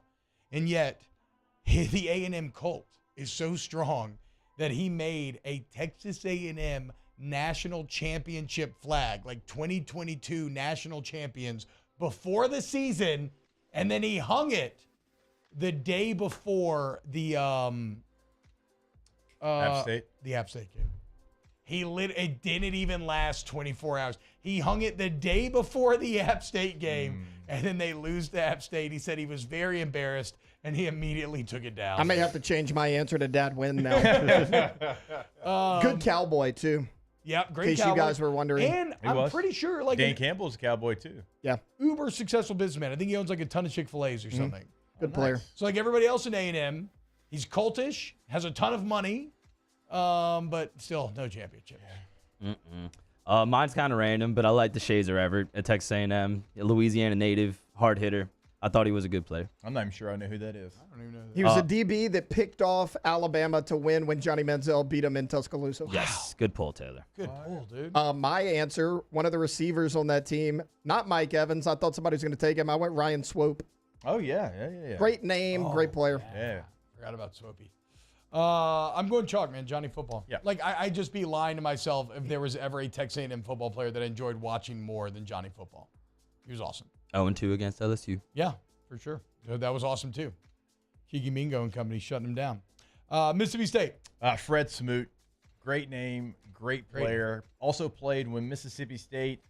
The only time I've really liked their uniform. They had Nike uniforms. It was the perfect. I believe it said Miss State on the front of it. It was a good-looking uniform, and Fred Smoot made it look even better. Yeah, changing those was a mistake. It was. What you got, Mark? I'm going Darius, big play Slay. Still a really good player in the NFL. World champion with the Eagles. Was a beast at Moose State. Wasn't a very good team, but he was a good player. Shout out to him. Good player. Another DB/punt returner, Derek Pegues. And he played it for 73 years. It seems like he was at Mississippi State about 10 years. He played I as think long he got as a Sean pension Clifford from did at him. Penn State. Yes. He's tenured. Yeah. Where'd you go? Wait. Mississippi State. Yeah, I know. I wrote Jeffrey Simmons down, but I don't think that's right. Yeah. Defensive lineman? Yeah. Yeah, but for the Eagles? Titans. You're thinking Fletcher Cox. I'm thinking Fletcher Cox. Is who I actually. I almost put Sorry, Fletcher I meant Cox. Fletcher Cox. Okay. I mean, both are incredible. Yeah. As a Cowboys fan, I still almost put Fletcher Cox. Another guy who actually kind of Stockholm syndrome me. He was like a sophomore and just smoked me for a TFL. And at the time, I was a senior. I was pissed, and now I brag about it. I'm like, hey, I once gave up a TFL to Fletcher Cox. Yeah. That man made $100 million. How about that? Jeff Simmons is pretty damn good too. And finally, to wrap it up, boys. Well, we got to do LSU before we wrap it up. Oh, okay, LSU. Save it for Vanderbilt. Save the best for last there. LSU, mine's Kevin Falk. Yeah, Kevin Falk was so cool. Kevin Falk made it cool to go to LSU again when others were going to Florida State and Miami. He stayed home. He went to LSU, and watching Kevin Falk, watching Eddie Kennison, like 1995 Independence Bowl against Michigan State. It was freezing cold. That was like a core memory for me watching him play at LSU. The 97 Florida game. Anyone my age, I think is going to say Kevin Falk. Yeah. It was definitely my answer for a long time. It's not my answer today, though. My all-time favorite LSU player is someone y'all played with. My earliest memories of being you wish. My earliest memories of being in the LSU student section is half of the section saying who and the other half saying Chad Jones. And he was an absolute monster. So many memorable plays, forced fumble against Bama, punt return against Mississippi State. Just love the way he played football, man. Chad Jones. Multi-sport national champion. As a closer for the baseball team. We were talking about that the other day. Don't see that as much these days for whatever reason. So if I had to pick favorite all-time LSU player, it'd probably be Chad Jones. I also went a safety. I went Jamal Adams. Oh, wow. Just the physicality, coming downhill, making the hits in the backfield. I love the way he played. Sorry, guys. The answer is, once again, Ben Wilkerson. And always will. Yeah. I'll never forget Ben pulling around on Horn Boss. Watching a center pull just blew my mind and made me want to play the position at that level. He felt so much more advanced when I was a freshman. He was a senior. Yeah. I'm like, am I going to be that smart? Am I going to be that good whenever I become a senior? Screw Nick Saban for putting him back in the Vanderbilt game because Sharon Carey was complaining about running behind the twos. Pathetic. You got one of your best players hurt. Towards ACL. That's why I hate Nick Saban. It has nothing to do with Alabama. And finally, Vanderbilt. There's not a lot of answers. Do you want to go first? No, I'll go last. You'll go last. I'm not going to go bad body language, Jay. Hunter Hillenmeyer is who I'm going with. He played outside backer for the Bears. He was a special teams war daddy with our guy Craig Stelch for a little bit there in Chicago for the Bears. Good player, worked hard, and there's not a lot to choose from Vanderbilt. No. Yeah, for that reason, I'm going Mike Wright, just because I had the over 2.5 wins on Vanderbilt's win total last year. I know had they beat Hawaii, they had a really good chance to get it, and they smote Hawaii that night, 63-10. Mike Wright had 163 yards and 2 touchdowns. I watched the game at Topgolf. Good times. Shout out to Mike Wright. Yeah. Shout out to Clark Lee, also head coach, former Vanderbilt fullback. Yep. Yeah. Oh, said he was going to have the best program in America at one point at Media Days last year. Florida last year won 5 games. Know, you got to. You don't want your coach to say you're going to suck. Yeah, he's on his way. Yeah. I actually considered Jay Cutler, but I went Keyshawn Vaughn from a couple years ago. I'm shocked. Hard-nosed runner. Just if he would have been anywhere else in the SEC, he would have been first-team All-Conference, top 3-round draft pick. He's still having a pretty good career. The Bucks? Yeah. Yeah. He's still having a pretty good career, makes plays when he needs to. Keyshawn Vaughn. I think that believing in yourself can be tough sometimes, right? I think it's a very powerful thing. I think the world can try to tell you suck. And for that reason, because we all got, at the end of the day, like Clark Lee, we all got to believe that we get done. For that reason, this guy is my favorite ever Vanderbilt football player. You come to our house, we show you how to play some SEC ball. It don't matter where you're from. You're going to know what ball we play. Totally We're going to next rank. That's dude. fine. Damn, we had the setup. We talked about it. All right, here we go. This guy is my favorite ever Vanderbilt football player. You come to our house, we show you how to play some SEC ball. It don't matter where you're from. You're going to know what ball we play. We're going to next week ranked. That's fine. Alabama, you're next. Low snap. Scarborough's got walking. They lost this game 59-0. 59-0. And that was a quick out of second and one. All right or whatever. But, man, the self-confidence to say, Alabama, you're going to learn, what Vanderbilt. And again, it's the softness of the voice. Well, the best that really part, makes the best clip, part right? wasn't he a linebacker? I don't No, think he looks like an offensive lineman. Oh, he's an offensive lineman. I thought he was a linebacker. He was score I think he was a D-line. But he just the voice combined with the 59-0 score line is all-time good. And it's the only Vanderbilt football memory that actually let's do one more. Just play the voice one more time, and then we can roll it straight into break. We show you how to play some SEC ball. It don't matter where you're from. You're going to know what ball we play. We're going to next week ranked. That's fine. Alabama, you're next. Off the bench with Hester and T-Bob. In times of need, get a full list of phone numbers, websites, and other important emergency information on the Demco Stormwatch page at 1045ESPN.com. There it is, the extra mile. on the border of expected and extraordinary for those willing to go further, like vans customized for work or play, with safety and tech to keep you connected. Supported by a 5-star sales, service, and finance team, and backed by the 1-star you know. So go the extra mile. It's never crowded, because so few have what it takes to go there. Mercedes-Benz Vans. The importance of doing this fortified program and offering it to people down here is, number one, the only real chance you're going to get to do this is when you put on a new roof or build new. And through companies like HUDCO, who's kind of leading the way in this thing, it's going to offer the customers a huge advantage in the insurance market and the price of their insurance. You know, we're not looking to make a fortune off fortifying. We're trying to give you a better product than our competitor at the moment. I'm trying to do something that he can. I'm trying to give you something better. So a lot of these insurance jobs, you're getting a re-roof, you're only paying your deductible. Let's sit down and talk about the fortified and let's see what it does to your insurance premium. You're getting a steal. Yeah. You're getting a brand new roof and a fortified certificate for your deductible, essentially. I think we're rocking and rolling.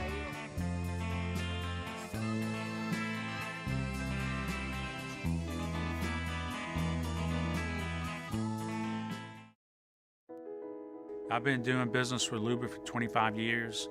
They're dependable, trustworthy. It's just the attention to detail with our clients. Our folks have years and years of experience. They're highly trained professionals, but many companies have that asset. What I'd like to think makes Luba a bit different is that we use those talents in a way that truly is dedicated to serving the needs of the folks who depend on us.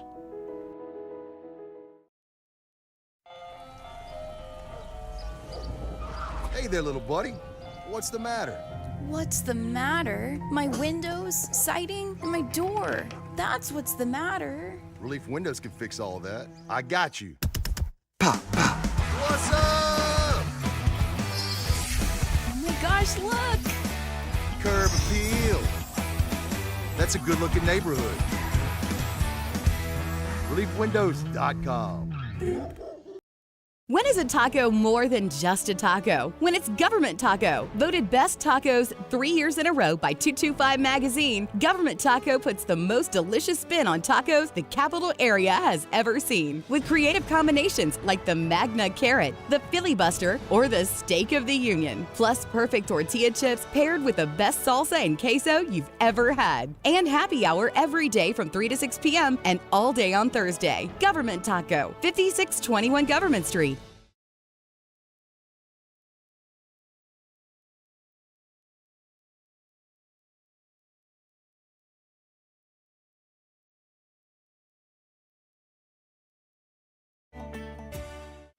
You are missing teeth. Have you put off having your teeth fixed because you suffer from anxiety or you're concerned about having to visit multiple offices? At Fusion Dental Implant Center, we can handle your entire treatment under one roof, making dental implants convenient and pain-free while you're asleep in our state-of-the-art facility. Visit Fusion Dental Implant Center and let us customize a plan for your needs. Enjoy your life again. Call 225-452-5333. 5333 today for your consultation. You've heard about it, we've got it. Semaglutide, RejuveMeMedical.com. 104.5 ESPN Baton Rouge. 104.5 ESPN Baton Rouge. Matt Moscona inviting you to join us for Friday's AFR, presented by Don Juan Cigar Bar. We'll be at Pluckers on Bluebonnet. Mason Smith will join us. The Right Radio Hours return. It's AFR 3 to 6. 104.5 ESPN Baton Rouge.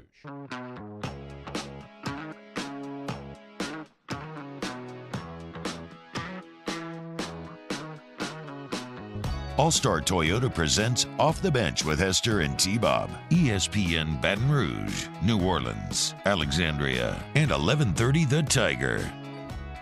Welcome back, OTB. So we're going to have a couple of short segments here in the hour. Bad clock management to me, but we got two stuck going down memory lane.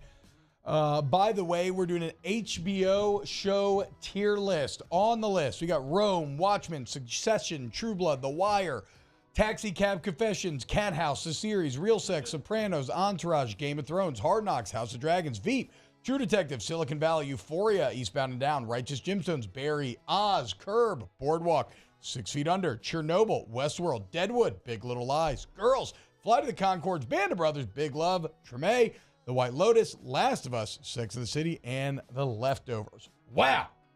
A lot of science is going to have to take place to sift through this madness. We'll also discuss Threads. We have a couple of Threads correspondents on the team now. Jake, you've been in there. Rivers has been in there as well. I'm interested to hear what your first 24 hours were like. Bilbo says I can't finish Succession. It's so boring. What? Wow. Like, you cannot like it. That's up to you. But boring? That show never turns off. That's kind of how I felt about it too, dude. Like, it revs the engine the entire time. The RPMs are in the red.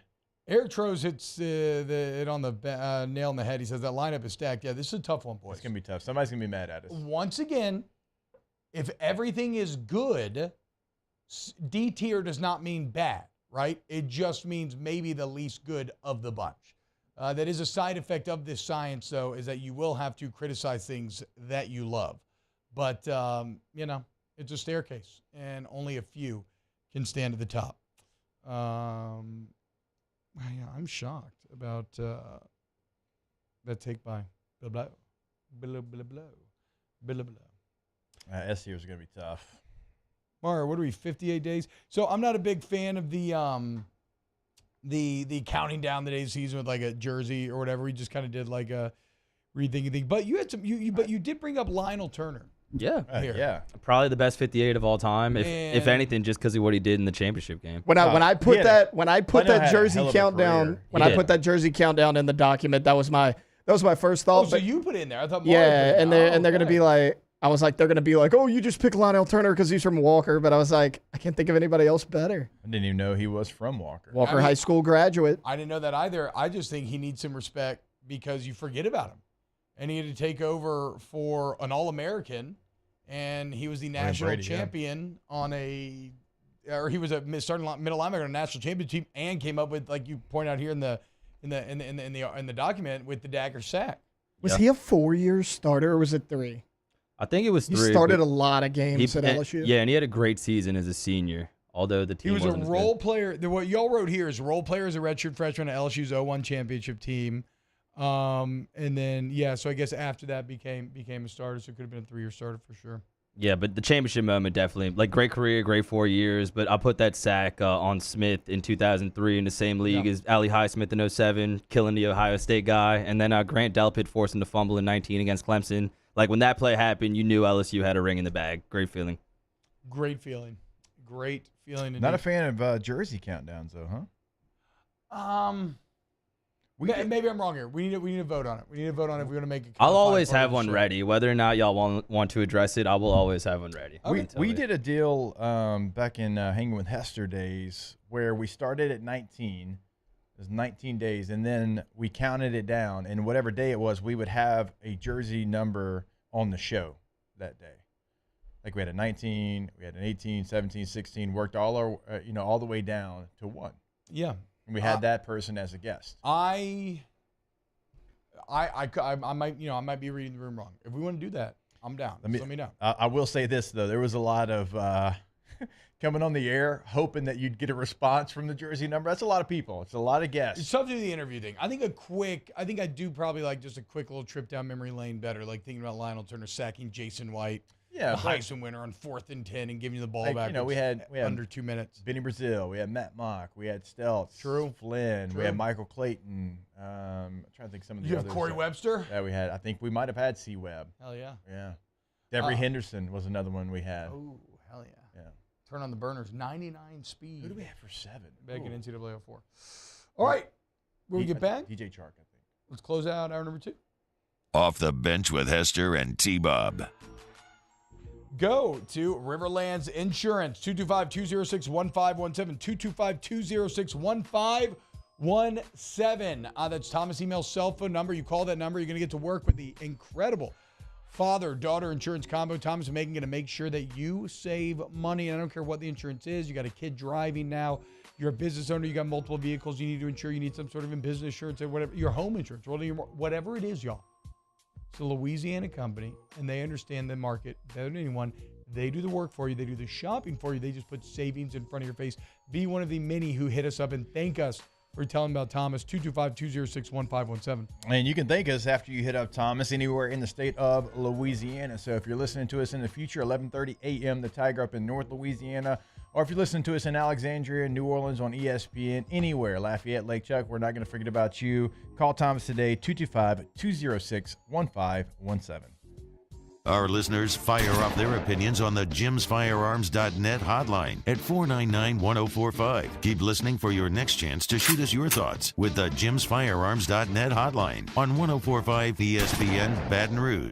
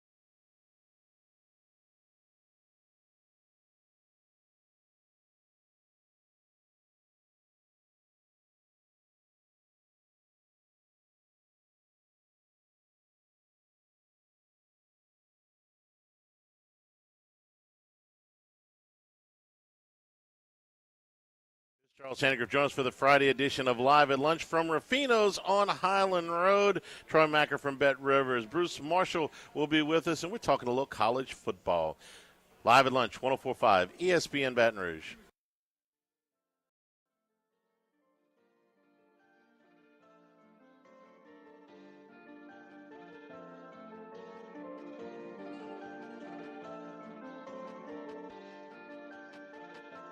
All-Star Toyota presents Off the Bench with Hester and T-Bob. ESPN Baton Rouge, New Orleans, Alexandria, and 1130 The Tiger. Yeah, we got House of Dragons on there. We got Band of Brothers. We got Big Love. We got Chernobyl. Don't worry. We don't have Sharp Objects. I don't know Sharp Objects. Tell people talking about Sharp Objects. Oh, with Amy. Is that a Gillian? Is that a Gillian Flynn novel? I haven't seen it. Like Gone Girl? God, Band of Brothers was so good.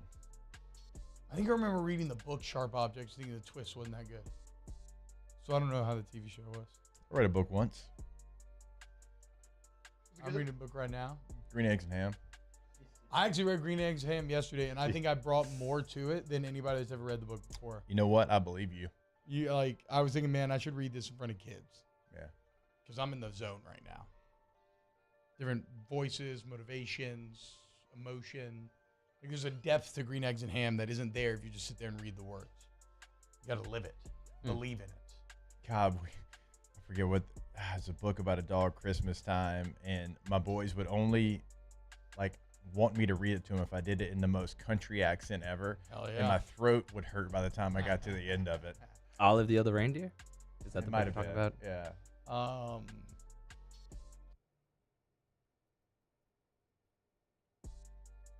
What else am I reading? Oh, Tales from the Crypt. Oh, that's a. We talked about that the other day, T, off air. Such a good show. I wouldn't know Crypt because I was Keeper. always too scared to watch it. I know. Because anytime the Crypt Keeper showed up on the TV, I immediately changed the channel. Such a good show. I mean, old school HBO, like Dream On. Like nobody knows that but me because age. I don't know But Dream On like either. Dream On was great with Martin Short.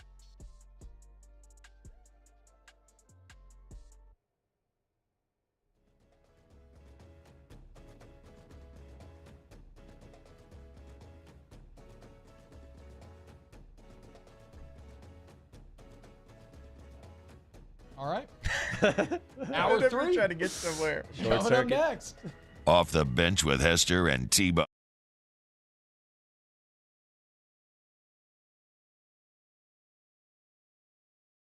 Family entertainment featuring dozens of vintage classics, hot rods, muscle cars, trucks, and motorcycles. Don't miss the coolest car show of the summer, the Bayou Motor Fest, July 15th, in the air-conditioned comfort of the Raising Cane's River Center. Sponsored by Guarantee Media, Fox 44, NBC Local 33, and Visit Baton Rouge. Tickets available now at Ticketmaster or at the Raising Cane's River Center box office. Government Taco is excited to introduce its updated menu. In addition to our award-winning tacos, we now have steak, boudin, and chicken quesadillas, and delicious house-made guacamole. Also new are the mouth-watering brunch tacos, including the SEC steak, egg, and cheese, drizzled with chipotle ranch, and the legalized potatoes brunch taco, which is fried crispy potatoes, eggs, roasted corn, pico de gallo, all brought together with the irresistible chipotle ranch. Government Taco, 5621 Government Street, and online ordering available at govttaco.com. Quality Sod simply wants to supply you with the healthiest, weed and pest-free, easiest to install grass sod. Large or small quantities, we want to help you select the right grass for your project. Pickup or delivery, 225-610-4842 or QualitySod.com. Is your closet organized? Let's face it, most closets are cluttered and a hassle to organize, but that's just because they aren't designed around your specific needs. One Bath & Closets works closely with you to design your space where it makes sense for you and clears the clutter away. From shoe racks, baskets, seasonal storage, mirrors, drawers, cubbies, and doors, One Bath & Closets can make your dream closet a reality. Go with an industry leader in bathroom and now closet remodeling. Visit onebathandclosets.com to sign up for a free in-home consultation. That's onebathandclosets.com. When you've been in the industry for over 20 years, you learn a few things. For one thing, you learn your product inside and out, but you also learn how to ask the right questions and give satisfying answers. Jim's Firearms. Score big victories with the championship plumbers from AccuTemp Services. From water heaters to clogged drains to water line repairs and so much more. AccuTemp's all-star plumbers handle every emergency pitch perfect. AccuTemp, proud partners of LSU Athletics, LMP 15803 and LMNGF 15915. Fellas, is it just me or do you rack your brain trying to figure out ways to be the hero with your girl? It's the Lee Michaels red box from my wife. I know I get the wow factor with Lee Michaels diamonds because of that special sparkle and brilliance that lets everyone know where it came from. Lee Michaels. They only sell beautiful diamonds and that red box makes it that much more special. So next time you're trying to impress the lady in your life, trust me, you're going to win with Lee Michaels. LMFJ.com. You'll really love the savings this week at your High Neighbor supermarkets. Fresh, center-cut boneless pork loins, $1.99 a pound. USDA Choice Angus Eye Round Roast, $4.99 a pound. Fresh, Springer Mountain Whole Fryers, $1.49 a pound. Northwest Bing Cherries, $2.99 a pound. And hot boiled shrimp every Saturday. High Neighbor, making groceries and saving you money for 60 years. Winburn at Airline, Florida Cora, and Jones Creek Road. High Neighbor, be a money saver. High Neighbor. Since the early 1800s, the Selassie family has played a significant role in the retail industry in Louisiana. Stuart Selassie has achieved the Certified Diamond Graduate designation from the prestigious Gemological Institute of America. What that means to you, whether it's appraisals, design, build, repair, or diamond sales, you have an expert you can count on. At Selassie's, you make all the right choices. Selassie Jewelry and Fine Gifts in the heart of the Denham Springs Antique District. Find them on Facebook. Insurance companies often discourage people from getting an attorney. If I can't get you more, even after our fee, then you owe us nothing, not even our costs. I'm Spencer Callahan. I'd like to help. Spencer Callahan is the one to see. Call 387-2323. LA 21 12670. Offices in Baton Rouge. WNXX, Jackson, KNXX, Donaldsonville, and WDGL HD2 Baton Rouge. This hour brought to you by Spencer Callahan Injury Lawyers, LA 21 12681. Offices in Baton Rouge.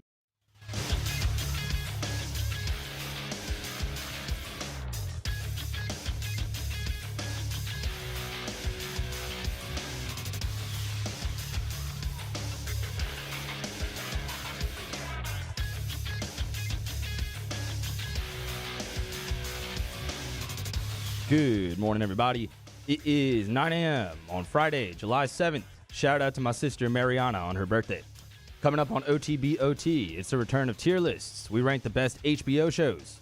You can follow today's show on Twitter, Instagram, and TikTok at OTB_ESPN, or catch us on YouTube at the 1045 ESPN channel and subscribe for daily content. OTBOT, live from the Mercedes-Benz Baton Rouge studio, starts now. Let we go! All-Star Toyota presents Off the Bench with Jacob Hester and T-Bob Hebert. Yeah. Off the Bench with Hester and T-Bob. Hey, P, they said I got to come off the bench. All-Star Toyota presents Off the Bench with Hester and T-Bob. Yo, yo, yo.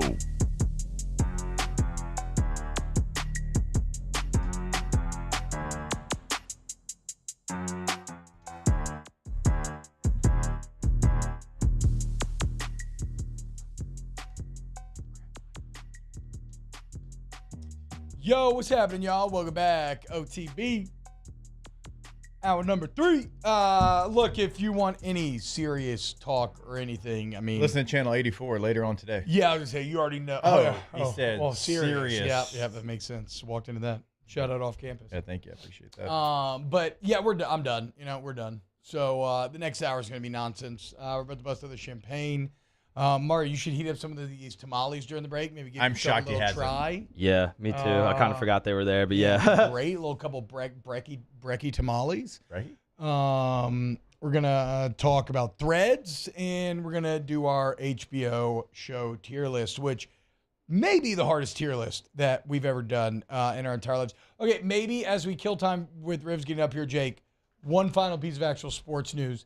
The Big 12 media did vote on who they think is going to win the Big 12, and Texas overwhelmingly comes in with 41 of the 67 first place That was votes. the most surprising thing. It wasn't the fact that Texas came in number 1. We talked about it yesterday. I think it was yesterday, maybe 2 days ago. We assumed that that would be the case, but the fact that they got 41, K-State only gets 14, and then Oklahoma, Texas Tech each get 4, TCU gets 3, and Oklahoma State gets 1. That was the most surprising thing to me, was it was overwhelming.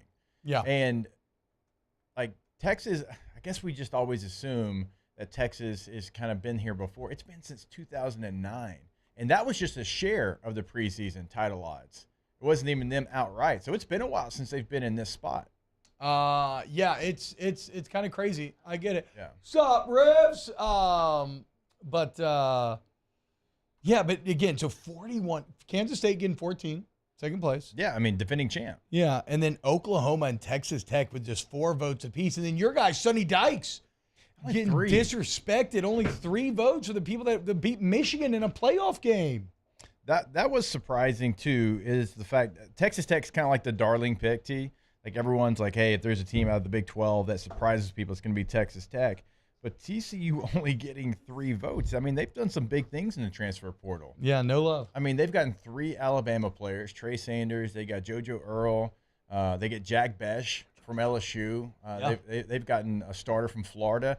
They've actually done some big – they got Chance Nolan, the quarterback at Oregon State. Yeah. To kind of be a backup to Chandler Morris. Look, you know me. I don't even want to talk about Texas anymore. But this all pisses me off. It's ridiculous. I hope TCU wins the Big 12 again, or Kansas State, or anybody but or Texas. Anybody but Texas or Oklahoma? Yes, anybody but Texas or Oklahoma. I do not want them to go out on dub. This, and we've said it, since we've known the news that they were going to be in the league in 2024. How massive does it feel for Texas and Oklahoma, but more maybe even Texas, because Oklahoma has had success. Texas is not. And now you've got these expectations for the first time since 2009 to win the conference. And it's a unique conference this year because you have 2 teams leaving that are still there, 4 teams coming in this year. It's going to be a huge conference. And if you don't win it and you limp to the finish line again, and then you've got to go play in the SEC. Yeah, and especially because it'll be if Sark fails in year 3, then how can you feel good about him? Rivs, you're working on quite the wire tangle over there. You've been about 30 seconds. I'm almost there. I also sort of unintentionally did I guess I dressed like a. Okay, wait, hold on. I was gonna say you have like a Farrah Fawcett type of look going on. I didn't. Right now. It was unintentional. Well, it was unintentional until the hair happened. Then I was like, oh, I have that polo, like whatever. But it seems like I came to the right party. I feel like it looks like we, drugs. It looks like I'm in a '70s party here. This is perfect. I dressed for the party. These are tamales. That's what you call drugs now. Yeah, that's the code. Tamales. You kind of look like a camp counselor on Wet Hot American Summer, which I'm so into. Like I'm into that vibe. Yeah. No, so it's a good look. It's a good look. It looks cool. Only Ugly's only camp counselor that I know. So you did end up doing who? Ugly. Salute Your Shorts. Okay, I don't remember Salute Your Shorts that well. I remember liking. I liked the reality camp show they did called Bug Juice. Quite a bit. Salute Your Shorts was a little before my time. See, I watched Salute Your Shorts. I watched it. It was like with Pete and Pete, right? And the other kind of lineup. I don't remember. Hey Dude. For some reason, I don't remember Hey Dude, and I don't remember Salute Your Shorts. I remember Pete and Pete very viscerally. Weirdly fell down a Hey Dude, like black hole the other night. I don't even know how I got there. But do you remember? Okay, so I don't know his name, but he was kind of like a ranch hand. He was a Native American that was like already I don't know what on. Hey Dude was about. Well, but Jake, you watched Hey Dude. Yeah. You remember him? Yeah. The guy? Okay. Nobody knows where he is. What do you mean he just disappeared? He has fallen off the face of the earth. Like no one can find him. They had a reunion recently. He was the only one who didn't go. But like nobody knows where he is. It's like some. It's hard to disappear now. Yes. You don't even It's know like if he's alive or not. Like some Secret Service, like new identity stuff. Like, isn't that weird? So how do you just disappear? I don't know. It's hard to do in the year of our Lord 2023. Right? I mean, with everything that they have available. Exactly. Like if they want to find you. Exactly. They can find you. Isn't that wild though? He is unfindable. Okay. I'm gonna basically do some research. TLDR. It's just this rich family from New York buys a ranch, moves to it. It comes with its own employees. Okay. And it's like a single dad and 2 kids, and they just shenanigans. Ben Stiller's wife, right? Yep. Yeah. She's the kid, Why or she's can't I one think of of the her name? Christine something. I'll say this. Speaking of Native Americans, that new Leo DiCaprio trailer from yesterday. Ooh, Looking that looks good. Killers of the Flower Moon or something like that. I guess the gist that I got from the trailer, and I'm fascinated to learn about this story in real life as well, is that I guess he stuck these Native Americans on a reservation, and then the reservation ended up having massive amounts of oil on it. And as you can imagine, I don't think they wanted to let them just get that oil. and so I think it gets insane. Is this true story? Yes. Okay. I don't know. I don't know that. Maybe like a loosely. It felt true. Like I don't see. Kind of like the dynamics at play felt like, of course, this is probably true. Kind of like what's it called? The other movie with him and Brad Pitt. Why can't I think of the name of it? Once Upon a Time in Hollywood? Yeah, like loosely. Well, Once Upon a Time in Hollywood, I would Very say, loose. is more of a Kinda almost like changed history at the end a of it. fairy tale revenge, like a fantasy revenge story. Yeah, well, for sure. I mean, that's Yeah. obviously not how it ended. But, Yeah. You know. But like I think of Once Upon a Time like the other Tarantino, like Inglourious Bastards, right? Like where Tarantino will sometimes just go and take real elements and then just tell his own story that he wants to out of it. Did anyone get their LSU home field bomber jacket yet? I have not. Bomber. No, I did not, and I didn't even order Mississippi State one. Can you do that? I don't know. Yeah, on YouTube you can. You can. Yeah, you can do it all you want. Very uncomfortable. Yeah. It's very cool, but like, has it even shipped? I have no idea. Does it matter though? I have no idea. I mean, you can wear it As in long as here. you get it, yeah. As long as you get it by That's like. actually not a bad Yeah. point. It's not like I'd be wearing it right now. I think as long as you get it by fall, like, Yeah, you're and good. that's you've got a couple months for Yeah, that. they're sending me one of the baseball national championship shirts with the baseball sleeves, which big fan of baseball sleeves. I have somehow, I don't know, slipped into Home Field's like LSU crew. Yeah, so yeah. I get Mississippi State shirts You're an from Home LSU Field, influencer. and I get LSU stuff from Home Field, which I love Home Field. So I'll wear literally anything, any team, any Yeah, design. I have a UC Irvine. I feel home bad. field. But it's like, The double X's don't fit. aw. Too small? Too small. Really? 'Cause I Really? feel like their extra large is big. Yeah, they're I'll go between medium and larges. I had to stop getting larges because they're so Yeah. big. I'm And the then in- when I'm the you in-between. wash it, it just Can I get a- is- it can I gets- get a- oh, here I poured you. Oh, thank you. And then when you wash it, it gets even. Aw. It's just not. Yeah, I don't know. You hate to hear it. It sucks. I have like I know. 7 or 8 home field shirts that I just don't feel comfortable so- wearing. So it looks And they're fat. 2Xs? Mhm. I would say I'd wear them, but that might swallow you, your boy here. Maybe. I know. so. I feel like their smaller sizes do. They swallow me, but they're so Huh. soft and good. And It's I love odd. They're them. so soft. They're so soft. But just kind of showing all my titties a little. Also, speaking of things what that are you like gonna we've do? ordered and gotten, so I don't know how to say his last name. Steven, is it Scooch, Scotch, whatever the donkey? The Virginia guy. Yes, the Virginia guy. Scotch. No, it's not like it's. Schooncha Fall. I know. What is it? Stephen trying to think. Schoonch. I don't know. Remember? Schooncha Fall. Okay. Yeah. I forgot about that. The guy that likes Dippin' Dots. We are. Yes, he loves Dippin' Dots. Yeah. So We're a long way away from a Schooncha Fall. well, now. he has a brand. He has a brand like it's like called Big Donkey Brand or whatever. But he makes Yeah. hats. Yeah. I ordered cool one, hats. and the one it says college baseball is rad. He had them on at the in Omaha, and I ordered it like in the very beginning of the World Series, and I was hoping to get it during baseball season. And then it comes in right? after? It came in like 3 days after the finals. I was like, can I wear that now, or do I have to wait a full calendar year?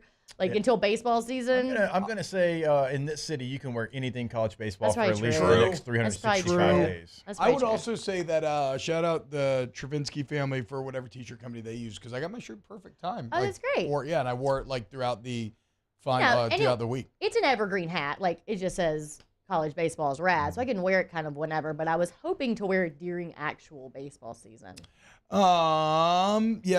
Some people saying that home field runs a size tight for big guys. So Oh, look, that's I would just funny. say if you're someone who generally wears a double X, maybe get one double X and see if it works for you. I need to bump up to triple to make it work, unfortunately. I did see Travinsky. He was doing a signing up in Shreveport yesterday. Nice. And it was like $20 for an autograph, and all the money was going to charity. Oh, hell yeah. Oh, that's what's That's up, awesome. dude. Yeah.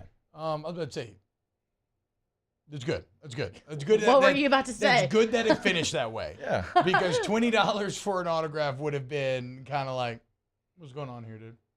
I used to hate when MLB players would charge for autographs when I was a little kid. That's wild. Like to at the me. ballpark, mad. that is why. Like Yeah. if you have a signing and people bring multiple No, things. I get that. Yeah, I get that. I Yeah. get that.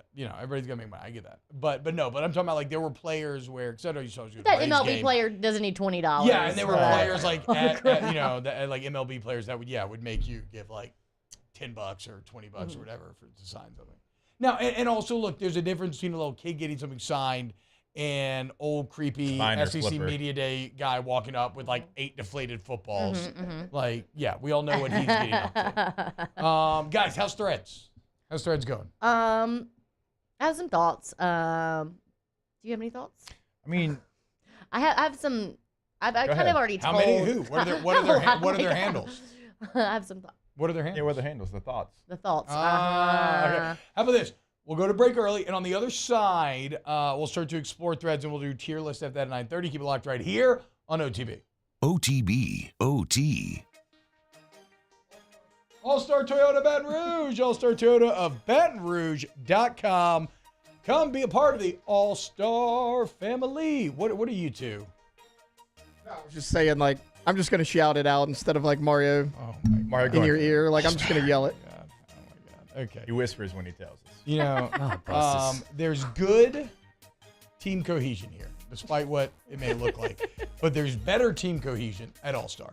The sales staff, service department, the excellent rental staff. You just need a rent for a vacation. Look, the bottom line, Toyotas are a great investment for life. They can match whatever your family needs, and it's all there for you of Airline Highway, All-Star Toyota Baton Rouge. And now's the perfect time to check out that rental department because I'm sure you're going on a vacation. Maybe you already did and you've got another one planned. However you were getting there, you're going to get there in a Toyota per-day rental prices. If you need something bigger, if you need something smaller, better on gas, whatever it is, they've got you covered. All-Star Toyota of BatonRouge.com. In times of need, get a full list of phone numbers, websites, and other important emergency information on the Demco Stormwatch page at 1045ESPN.com.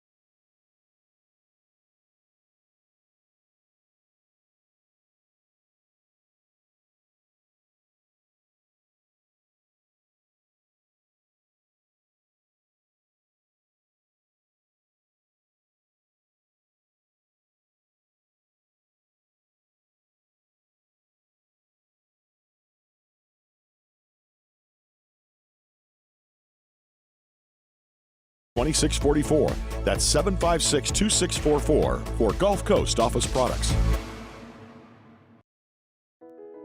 I've been doing business with Luber for 25 years.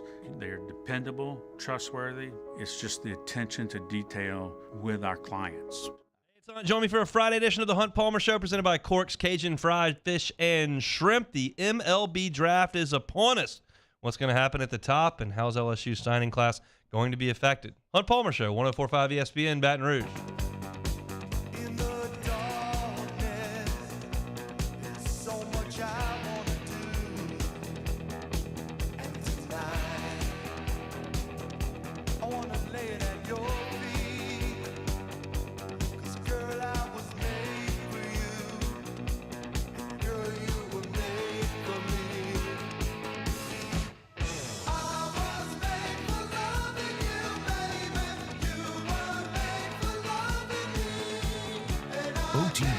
OT with Hester and T-Bob on 104.5 ESPN Baton Rouge and 94.7 ESPN Alexandria. Eric says, y'all come to Grand Isle this week. It's an awesome cause. Blue Boot Rodeo. Cade Beloso, Tommy Tanks, Alex Malazzo, Will Homers, Gavin Dugas, all going to be there. 2 to 4 sign autographs, taking pics. Hell yeah, man. That's cool.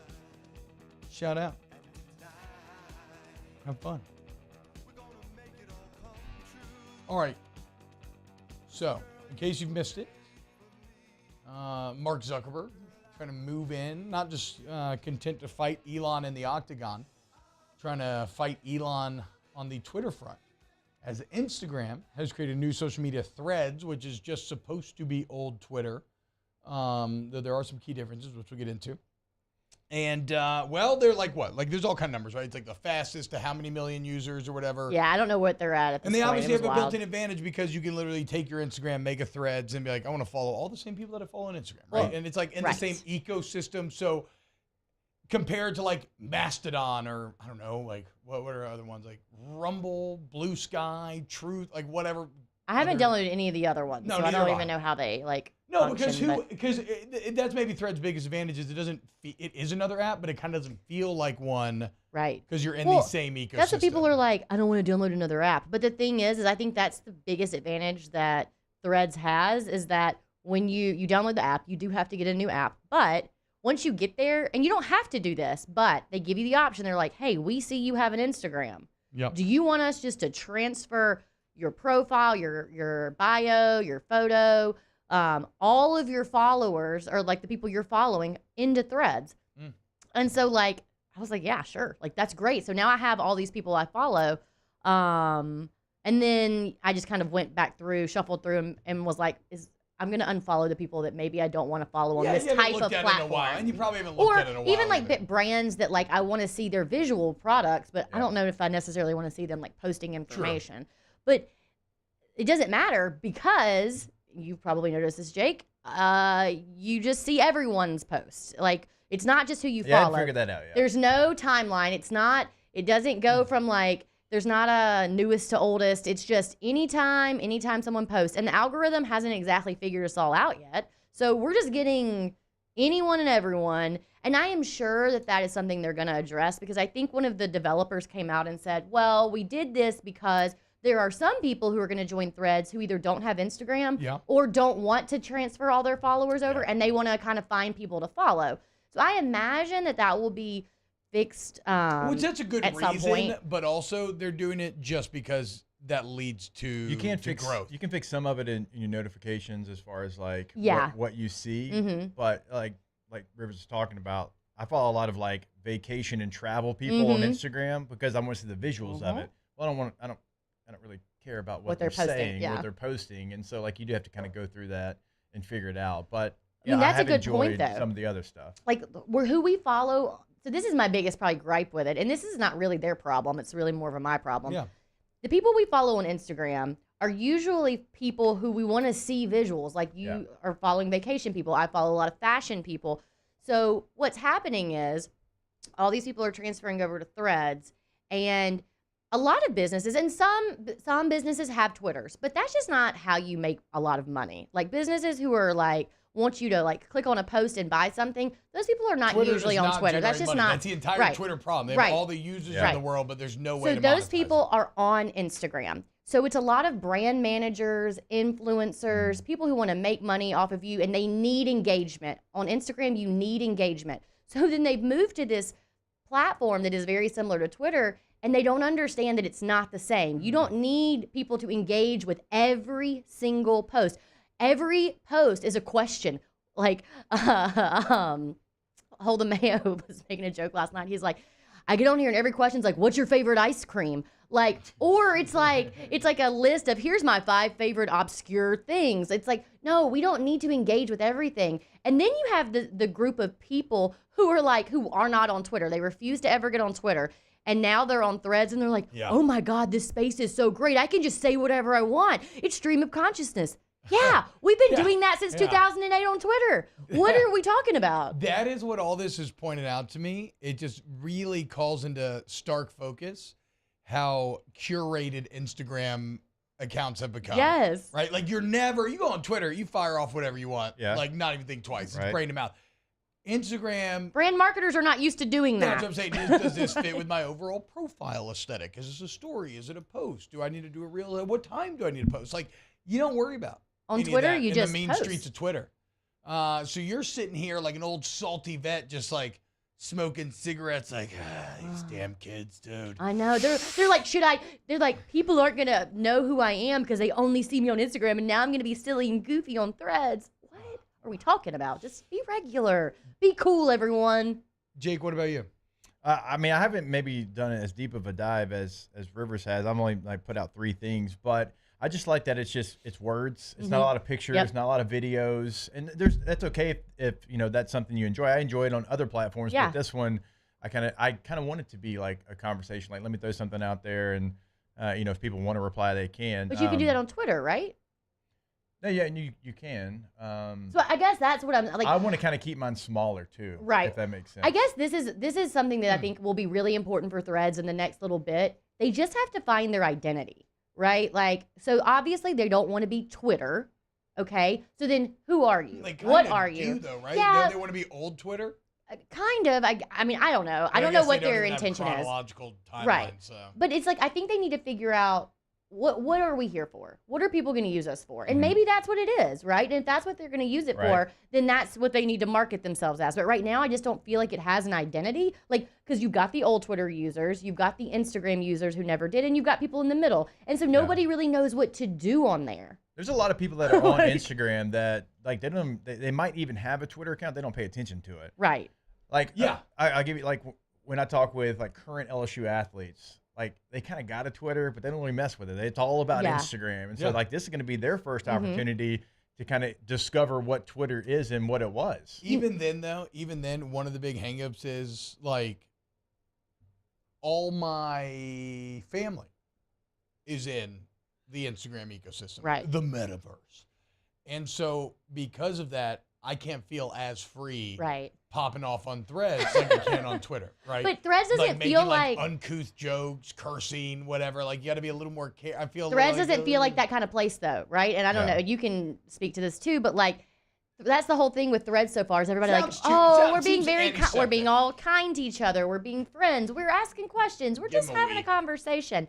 It doesn't feel like the kind of place where you pop off, But maybe I'm wrong. What I will say is who Threads is going to be really great for are big brands who could never figure it out on Twitter. They already have a big following on Instagram. True. So then what happens is everyone is just like, follow who I follow on Instagram. So these Instagram accounts that have tons of followers, those people are going to translate really well over to Threads. Avo asked a good question. The real question is, can we put a profile song on Threads? Is there an automatic profile There's song? not a top 8. There's not a profile song. Like, eventually somebody has to take one lesson from MySpace. I guess Snapchat we need a Tom. Did it with, like, your top Snap friends, but then they get a bunch of people in trouble. Yeah. He's like, why is this person? You Look at Mario. Yeah. Mario's like 100% nod. Do you remember when, just thinking of getting people in trouble, do you remember when there was that feature on Instagram where you could see what people were liking?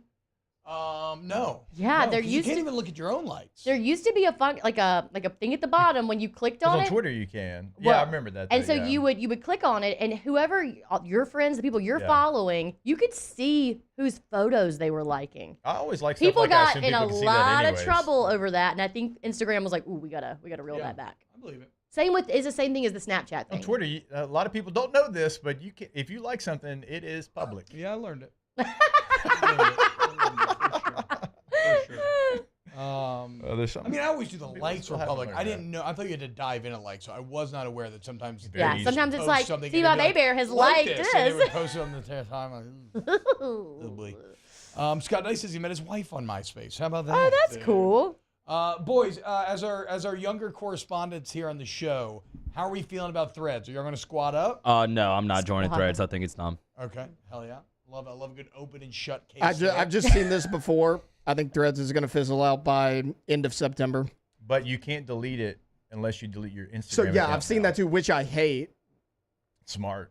You could just not use it. You not use it, but if you try to get rid of it, you can surely like deactivate it, right? Like how you can deactivate your Facebook. But everything I've seen, it's like if you delete one, it deletes both. But you don't have to have an Instagram to have a Threads. No. So then I think I don't know. I have no idea. Well, I think that's only if you link them too. Like you link your Instagram. So once you link your, I think so. Okay. Yeah. Between and give me some video of the new ball in Vegas. But between Meta and Threads, that new ball thing is cool. In Vegas and all this hot weather, I just feel like we're entering the end times. The ball in Vegas is just a step too far for humanity. It's a multi-billion-dollar vanity project. I'm shocked T-Bob doesn't like this. I am too. What's that weird clock that you love? What's that weird old clock that you love? No, the Jeff Bezos clock that he was making. That seems very similar. Yeah. Which is enough. You Yeah, love because that, though. you have so much money that you're just doing this because you can. It just feels like a step too far, dude. It's like You're it's like getting the old and Colossus- grumpy. It's like the Colossus of Rhodes or the Hanging Gardens of You're Babylon. getting We've gone old too and far. grumpy. I heard your rant about Indiana Jones. What was my now, rant about Indiana now you're Jones? over the ball in Las Vegas. You think he's a bad archaeologist? He is a bad archaeologist. That's not as an old man would say, that's not an opinion. That's a fact. He is a bad archaeologist. He's ruined a lot of great artifacts. Okay, you're telling me this That's doesn't seem cool. like we're all about to die? I think that's awesome. I think it's awesome. They do this to the Louvre. They do this stuff on the outside of the Louvre. Are you saying that that's dumb? How many people are going to wreck, though? Watching this thing in Vegas. I That mean, might be a good number to look up. Feels a little like monolithic and evil to me. Does it? Of all people in this room to I have know. that opinion, I 2001 am Space shocked that Odyssey. it's I you. really thought it would have been Mario. Mario's I a would have thought it conspiracy been guy. Mario for sure. Mario's always old and grumpy. You are newly Also, old and grumpy. If you're really about it, you'll just put a giant HD B-hole up there and just There's a T-Bob on there. There he is. For the entire world to see. I mean, what is Las Vegas? I'm but sure the there are B-hole some of laws. America? I'm sure there are some laws. But, you know. Not in Vegas. I don't know, man. Not in Vegas. I don't really know why your head went there, but it did. Well, because it looked like one, kind of like a space one, just a second ago. With that Okay, video this that is what they Taylor did with NBA Summer League that I'm about to pull up. This is really cool, T-Bob. You got to admit this is cool for NBA Summer League. I think I'm being misconstrued. That is cool. I think I'm being misconstrued here. I'm not saying the the moon technology one was is cool, not too. cool or incredible. I'm saying it's too cool and too incredible. It's a So sign. you hate progress. It's a sign of hubris and pride before the fall. Like I said, like the Colossus of Rhodes, the Hanging Gardens of Babylon, any of these ancient wonders of the world. This is a sign of a civilization that has gotten so fat and old that it's about we're not even that old. I should say fat and happy that its own obesity is about to cause it to collapse inward upon itself. I think it's cool. I don't know. Really quick, one last $3 thing billion? about Threads. I Yeah, don't man. like this about Thread. Everyone on Thread's like, "Ooh, R.I.P. Twitter. Oh, you want to see a dead body?" No, Twitter is functioning just fine. I get on Twitter, everyone's just acting like they don't know what Threads is. It's Threads is. I mean, Twitter's not going anywhere That's what I because was gonna say. Threads exists. Do y'all think Threads will actually hurt Twitter? I think it's a different group of people, and it's being used for a different thing.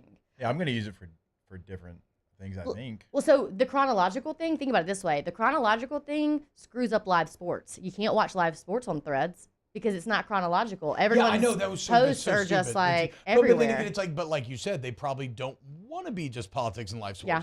But like, think about it. When You a can't do news- anything live. You can't watch anything live on Threads When a because news story breaks, where do you go? Twitter. Immediately. Right. When you hear about the missing sub, you immediately go to Twitter. Yeah. And start to gather information. Right. You can't do, and there's not a search function on Threads either. So you can't, like, you can only search for people, not for information. I hadn't even That tried. seems pretty dumb. That seems pretty dumb. I don't know. I'll hold off for now. I don't have to. I was wondering if work was going to force me to one of my jobs, but nobody as of yet. I was given the word that if you have an Instagram, that's okay. So just if you want to do Threads, do it. I don't know. Go follow Aaron Murray on Threads. And Jake, how about that? It's for whatever that Yeah. you want to use it for. Like I never did TikTok. Don't plan on it. And Yeah. y'all both enjoy it, and Yeah. that's okay. See, I have enjoyed. I've gotten to the point with Threads. I've seen all I need to see. I probably am just gonna let it sit there, and I'll probably just continue to do the others. I just don't think I don't want to answer your questions about ice cream, and I don't want to see your fun 5 facts. I mean, that's just not what I want to do. You know. I'm here for arguing, Vanilla. Yes. memes, takes. Toxicity. Yeah, like what are we talking about? It's like I loved KD's post yesterday where he just said, he said, "I've got a burner on Thread. Come find me."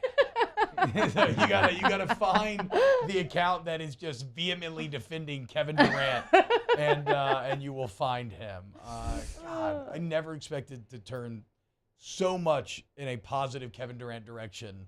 Like when I remember when the burner story first broke, however many years ago, I was like, "This is pathetic," blah blah, and now I'm like, "No, I'm the actual loser. KD's the man. This dude keeps it real AF. There is no chill on Twitter. He gets it. KD gets it. Okay, KD, you're too good for Threads, so get out of here, bro. Get out of Threads. Get out Threads. Thunderstruck. All right, we gotta take a break because we got a lot of HBO to talk. This is gonna be tough. I don't even know about this one, boys. Tough science coming up. More to be next. OTB, OT. CentralPlumbing.org 925-8552 925. Is that an ogre? 8552. The Shrek Ray. Donkey. I just figured if you have an ogre, Central Plumbing's probably going to be on standby. He could have used one in that swamp, I'd say. I don't know. 925-8552. Flat rate pricing, great warranty, licensed, bond, insured. I'm sure Mike Myers would be a fan if, he had plumbing problems. I remember 24/7 emergency service as well. So weekend, weekday, holiday, they got your back. CentralPlumbing.org, 925-8552. Not only in emergencies, though. If you're looking to remodel at your home or business, they can certainly handle that. You'll see on the homepage of centralplumbing.org that they have the full fleet ready to go, so no job is going to overwhelm them. They're going to get it done the first time over at Central Plumbing. Also, tell you every single day, think about going tankless with that tankless water heater. Never run out of hot water. Again, 225-925-8552. Our listeners fire off their opinions on the jimsfirearms.net hotline at 499-1045. Keep listening for your next chance to shoot us your thoughts with the jimsfirearms.net hotline on 1045 ESPN Baton Rouge.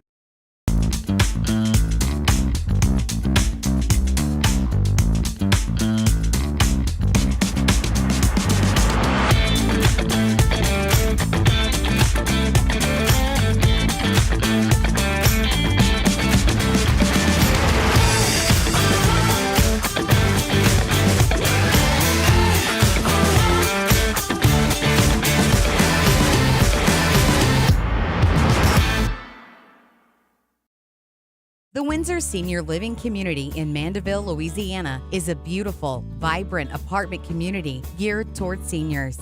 They are nestled right in the heart of Mandeville, where seniors live a more carefree lifestyle in spacious apartments with the peace of mind that comes from having a little extra help. Call the Windsor at 985-624-8040 to schedule a lunch and tour. Come see how the Windsor can be your passport to peace of mind. There it is, the extra mile, on the border of expected and extraordinary for those willing to go further, like vans customized for work or play, with safety and tech to keep you connected, supported by a 5-star sales, service, and finance team, and backed by the 1-star you know. So go the extra mile. It's never crowded, because so few have what it takes to go there. Mercedes-Benz Vans. Hi, I'm Brandon Landry, founder and CEO of Walker. Hi, my name is Dr. Craig Green. This is Ryan Terrio with HUDCORoofing.com. Hey, it's Matt Moscona. No matter how big your commercial roofing job, HUDCO can help. My patients come to me because they trust that I can get the job done at a high level. Ryan Terrio and Richard Tilley have the same level of trust when it comes to roofing. If you have a roofing issue, call HUDCO Roofing. Give us a call, 364-1007, and we'll come to your house and give you a free inspection. When is a taco more than just a taco? When it's Government Taco. Voted best tacos 3 years in a row by 225 Magazine, Government Taco puts the most delicious spin on tacos the capital area has ever seen. With creative combinations like the Magna Carrot, the Filibuster, or the Steak of the Union. Plus perfect tortilla chips paired with the best salsa and queso you've ever had. And happy hour every day from 3 to 6 p.m. and all day on Thursday. Government Taco, 5621 Government Street. Gulf Coast Office Products is a nationally recognized Savin office equipment dealer based right here in Louisiana. Over 100 employees strong, Gulf Coast has the boots on the ground to support all vertical markets from education, engineering, legal, and finance. With the latest in office technology from desktop to production segment units, Gulf Coast and Savin have the perfect fit for you. Call 225-756-2644. That's 75. Matt Moscona inviting you to join us for Friday's AFR, presented by Don Juan Cigar Bar. We'll be at Pluckers on Bluebonnet. Mason Smith will join us. The Right Radio Hours return. It's AFR 3 to 6. 104.5 ESPN Baton Rouge.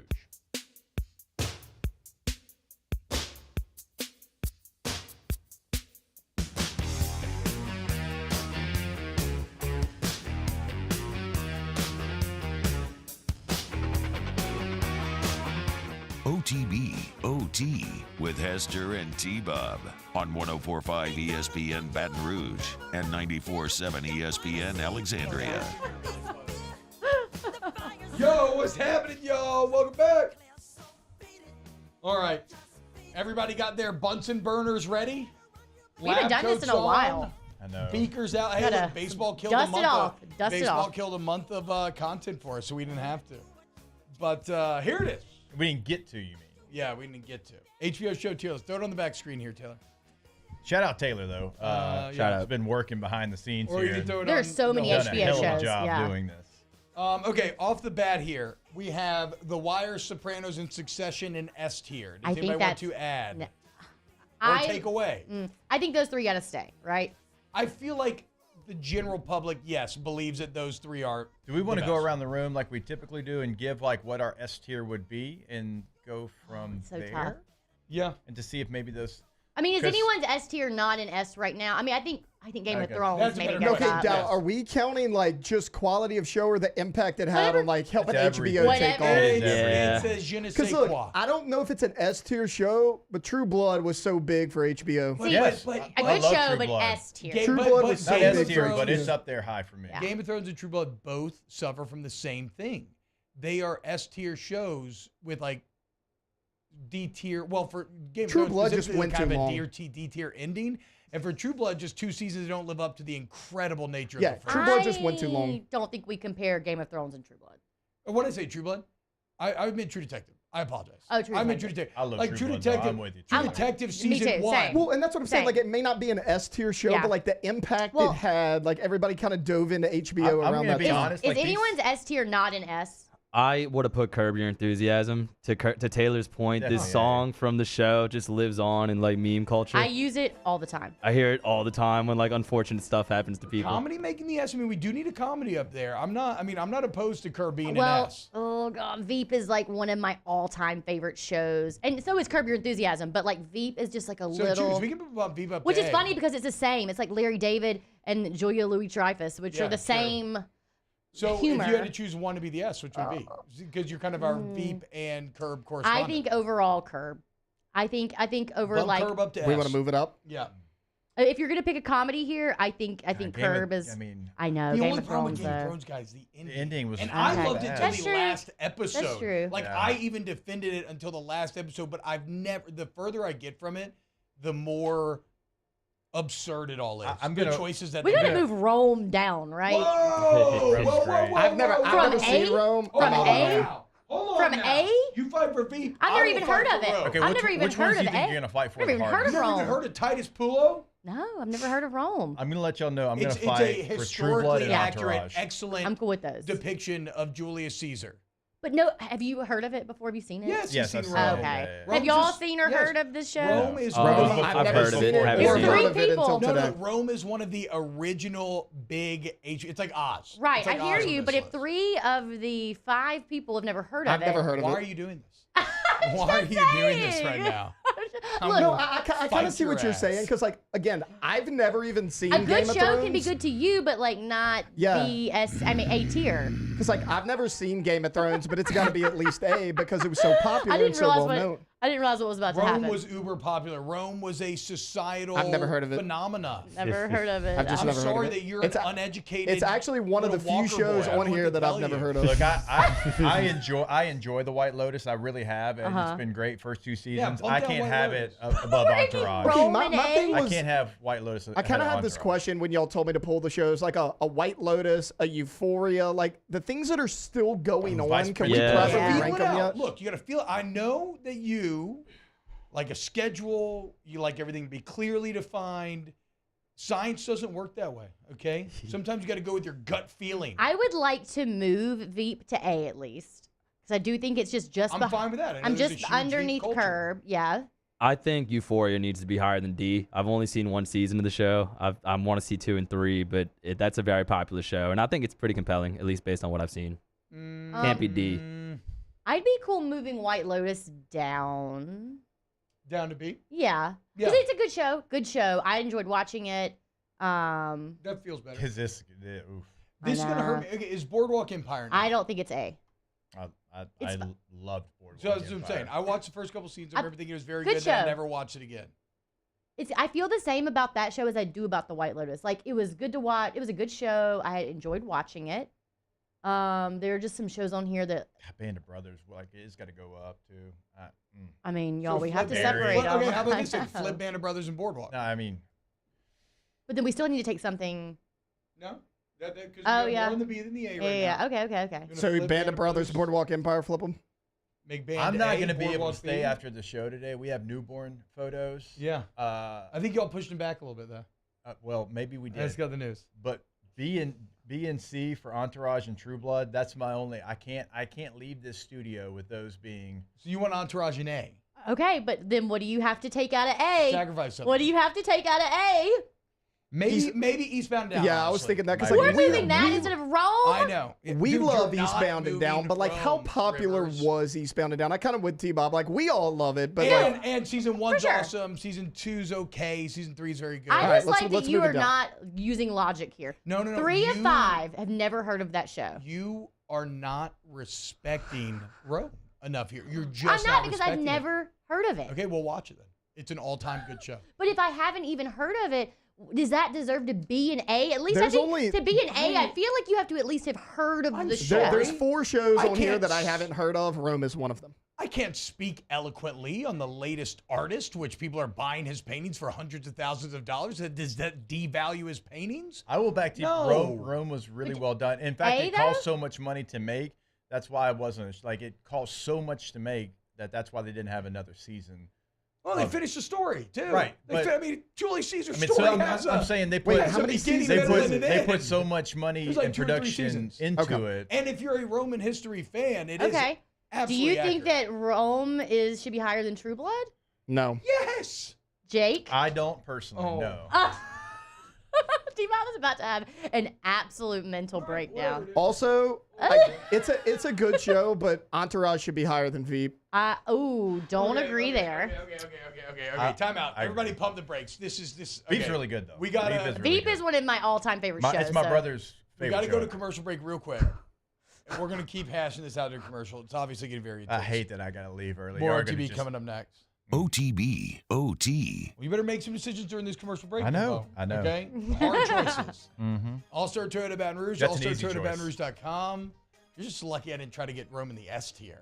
All-Star Toyota of Baton Rouge. That is an easy choice. Good call, Jake. Sorry, I'm so frustrated I didn't even pick up on the excellent advertisement setup that you did there. We don't have vice principals on the list either. Oh my god.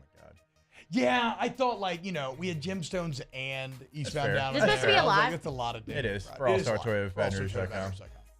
It's never hard. The process. Sequoias, Tundras, With All-Star Tacomas, Minivans. Camrys. Minivans. That's a Sienna. I mean, literally today, I will take my 3 children, my 100-pound dog, and all the bags in the minivan, and it's uber comfortable. The iPads are plugged in. It's the absolute best. So. A lot of talking Y'all in really chat. don't like Rome like that? Talking chat. Go to allstartoyota.com. In times of need, get a full list of phone numbers, websites, and other important emergency information on the Demco Stormwatch page at 1045ESPN.com. I've been doing business with Luba for 25 years. They're dependable, trustworthy. It's just the attention to detail with our clients. Our folks have years and years of experience. They're highly trained professionals. But many companies have that asset. What I'd like to think makes Luba a bit different is that we use those talents in a way that truly is dedicated to serving the needs of the folks who depend on us.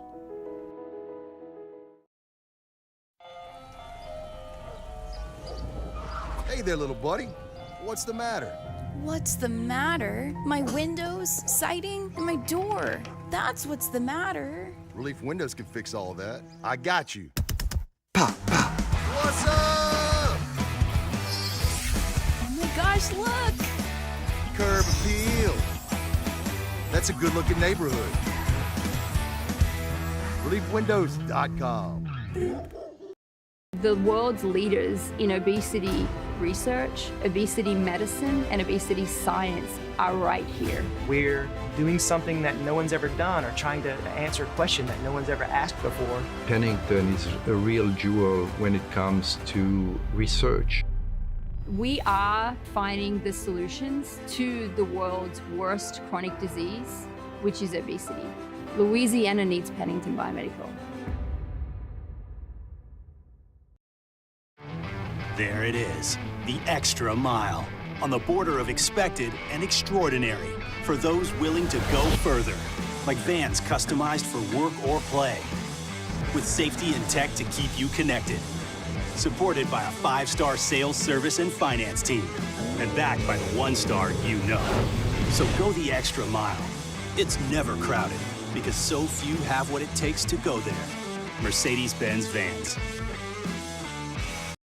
When is a taco more than just a taco? When it's Government Taco. Voted best tacos 3 years in a row by 225 Magazine, Government Taco puts the most delicious spin on tacos the capital area has ever seen. With creative combinations like the Magna Carrot, the Filibuster, or the Steak of the Union. Plus perfect tortilla chips paired with the best salsa and queso you've ever had. And happy hour every day from 3 to 6 p.m. and all day on Thursday. Government Taco, 5621 Government Street.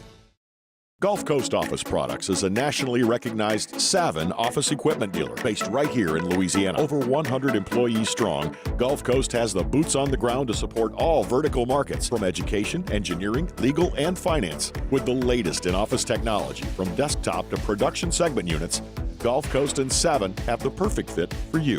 Call 225-756-2644. That's 756. Sandigrove Jones for the Friday edition of Live at Lunch from Rufino's on Highland Road. Troy Macker from Bet Rivers. Bruce Marshall will be with us, and we're talking a little college football. Live at Lunch, 104.5 ESPN Baton Rouge. But first, Tears for Fears.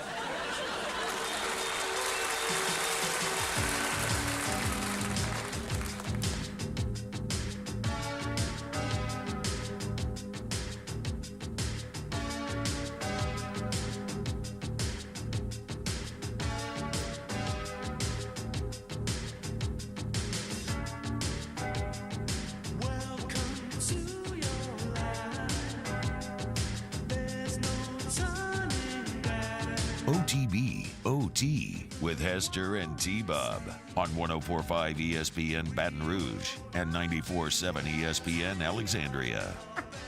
Welcome back to OTB. Hard knife fighting science is going on right now. I like Julius Caesar A2 Rivet. I have been stabbed on the Ides of March walking out of the Senate. Look, and Rome is now a B-tier show because I'm surrounded by ignorant cretins. I fully think Greeks and boy philanderers. Listen, One and all of fully you. think that Game of Thrones should be in S tier, but I did not fight you on that. It's just the ending is too Yeah, bad. but that you don't judge a whole show on one episode. Well, that's why it's in the A. That's why it's in the A. No, you still don't judge a whole show on the episode. In its entirety, Game of Thrones is one of the best shows that has ever happened. It was definitely the most popular. I've never seen it. Of all time. Like, not just on HBO. We all watch it of on Twitter all every time. Sunday night. So, like, You you make a trying to put compelling it argument. in A is wild, but I didn't Okay. argue with you. If y'all want to do that, Then put it in S. If the group wants to put it in S, put it in S, you nerds. I think we should switch Curb Curb Enthusiasm and and Game of Game of Thrones. I think we switched Curb and Game of Thrones. I really do. And I love Curb Your Enthusiasm. Like, but are you telling me Game of Thrones isn't one of the best shows of all time, not just HBO, of all time? No, it is. I mean, like, so how would that not I'm make sitting S here tier? like, gosh. I love Boardwalk Empire, but seeing Band of Brothers below it right now. Well, I'm cool with switching. Yeah, those. you gotta switch that. Yeah, switch those. I would switch Band of Brothers and Boardwalk. You could watch Band of Brothers right now, and Yeah. it's been 22 years, and it still plays. I'm cool with switching this. Yeah, I'm feels- cool that with feels switching way that. better. Yeah, That feels way better. I like where we're at. Right now. This feels good to me. But I want to be clear on Game of Thrones too. I think the last episode is where it realized me it is an abject disaster. But there are many out there that will argue that, it's the last 3 seasons. Well, we'll let that Reddit were a continue disaster. to argue that, and the rest of us will just enjoy it as what it was. One of the best shows of all time. Who has a better story than Bran? Can I be honest? I know we And just T- spent a T-Bob's decade gonna fighting hate over the this. throne. Why don't we just give it to? Oh, you know what? Okay, dude, yeah, let's make. Okay, sure. What? I love how you went meathead there. Okay, Yes. dude. Okay, dude. Okay, what were you going to say? I love it. No, I love it. What were you gonna say, Jake? Oh gosh, I've seen Watchmen the movie. Loved it. I I've don't never Oh, seen no. the show. That is okay. The only reason it's in the B Is it HBO because or, it's or, HBO. or was it Max? No, it's HBO. The only reason that is in the B Which is is the same thing, because it is it's a 1-season thing, which I think you kind of have an advantage on a little bit. but it is a Is it good? spectacular television. Let's keep it in B then. And it deals with it deals with like the Tulsa riot, which I'd never even known about before. Do you remind me? That in Dr. Kelly's I was gonna say that surprises me that you had never heard of that. never even heard of it before. UFC 290 going down this weekend. Remember, DraftKings Sportsbook is the official sportsbook partner of the UFC. Who's going to win that featherweight title? Alexander Volkanovski or Yair Rodriguez? You can bet with the UFC. And look, with the DraftKings Sportsbook app. And if you're a new customer, use the promo code Baton Rouge. You bet $5, you get $150 in bonus bets instantly. But if you're a returning customer, remember, you can always take the action to the next level with the same fight parlays. So what are you waiting for? Download the app today. Promo code Baton Rouge. $5 on UFC 290 gets you $150 in bonus bets instantly. That's going to be a ton of fun this weekend. Must be 21 or older, physically present in Louisiana. Select pairs only. Bonus bets expire 7 days after issuance. Eligibility and deposit restrictions apply. Terms at sportsbook.draftkings.com/MMA. Terms, Lexi Partner, Golden Nugget Lake Charles. Gambling promo code 100 Gambler 100-426-2537. I feel good about that list, guys. Was there anything, I know you got to leave. Is there anything on here that you're like, oof? I mean, I'll take a couple minutes afterwards. Okay. I'll take a look at it. Okay. Emil's saying no Okay. Insecure on this list is a self-report. What's Insecure? I never watched Insecure either. think I know what it But is, but I look, never watched it. You know Emil, that's my boy. Shout out the fan cave. But Emil also has a deeply introspective running thread of every movie that he's watched this year. And it's like we are talking about like a cinephile. Yes. So we cannot hold ourselves to Emil's standard. This is more of a general pop culture You know what I standard was here. surprised to find? That Dexter was not HBO. I don't know. I thought Showtime, right? Yeah, Showtime. I thought For some Dexter reason, yes. and Mad Men were HBO for some God, reason. but Dexter neither were- got so For freaking some reason, stupid Dexter. at the end. In the end, I didn't watch the last season because it started getting stupid, and I watch refused to watch it. Dexter? I guess security cameras just A stopped new existing. episode. I mean, a new season. All-time intro. OTB, Yeah. OT. Good intro, though. Always intro. makes me want steak and eggs. Mm-hmm. Go to RejuveMeMedical.com. Restore me, refuel me, rejuve me. You want to feel younger, better, stronger, faster. Not so young that you forget about the existence of one of the first major HBO hits like Rome, where they truly proved that television could, compete with movies in terms of set design, costume design, telling a story. But you want to feel younger where you just have more confidence. Rejuve Me Medical is there for you. They got a location in Shreveport now, Metairie, Slidell, Baton Rouge, RejuveMeMedical.com. Yeah, if you want to feel like you're young, like one of the Entourage posse, like just bebop around Hollywood, just hang out, go to parties, do whatever you want. Go check out RejuveMeMedical.com. Give them a call. Tell them, hey, I want to be Entourage. That's what you can tell them. I heard it on Off the Bench. I want to be Entourage. 225-240-1721 is that phone number. But again, you can get that consultation set up on their website, RejuveMeMedical.com, RejuveMeMedical.com. The importance of doing this Fortified program and offering it to people down here is, number one, the only real chance you're going to get to do this is when you put on a new roof or build new. And through companies like HUDCO, who's kind of leading the way in this thing, it's going to offer the customers a huge advantage in the insurance market and the price of their insurance.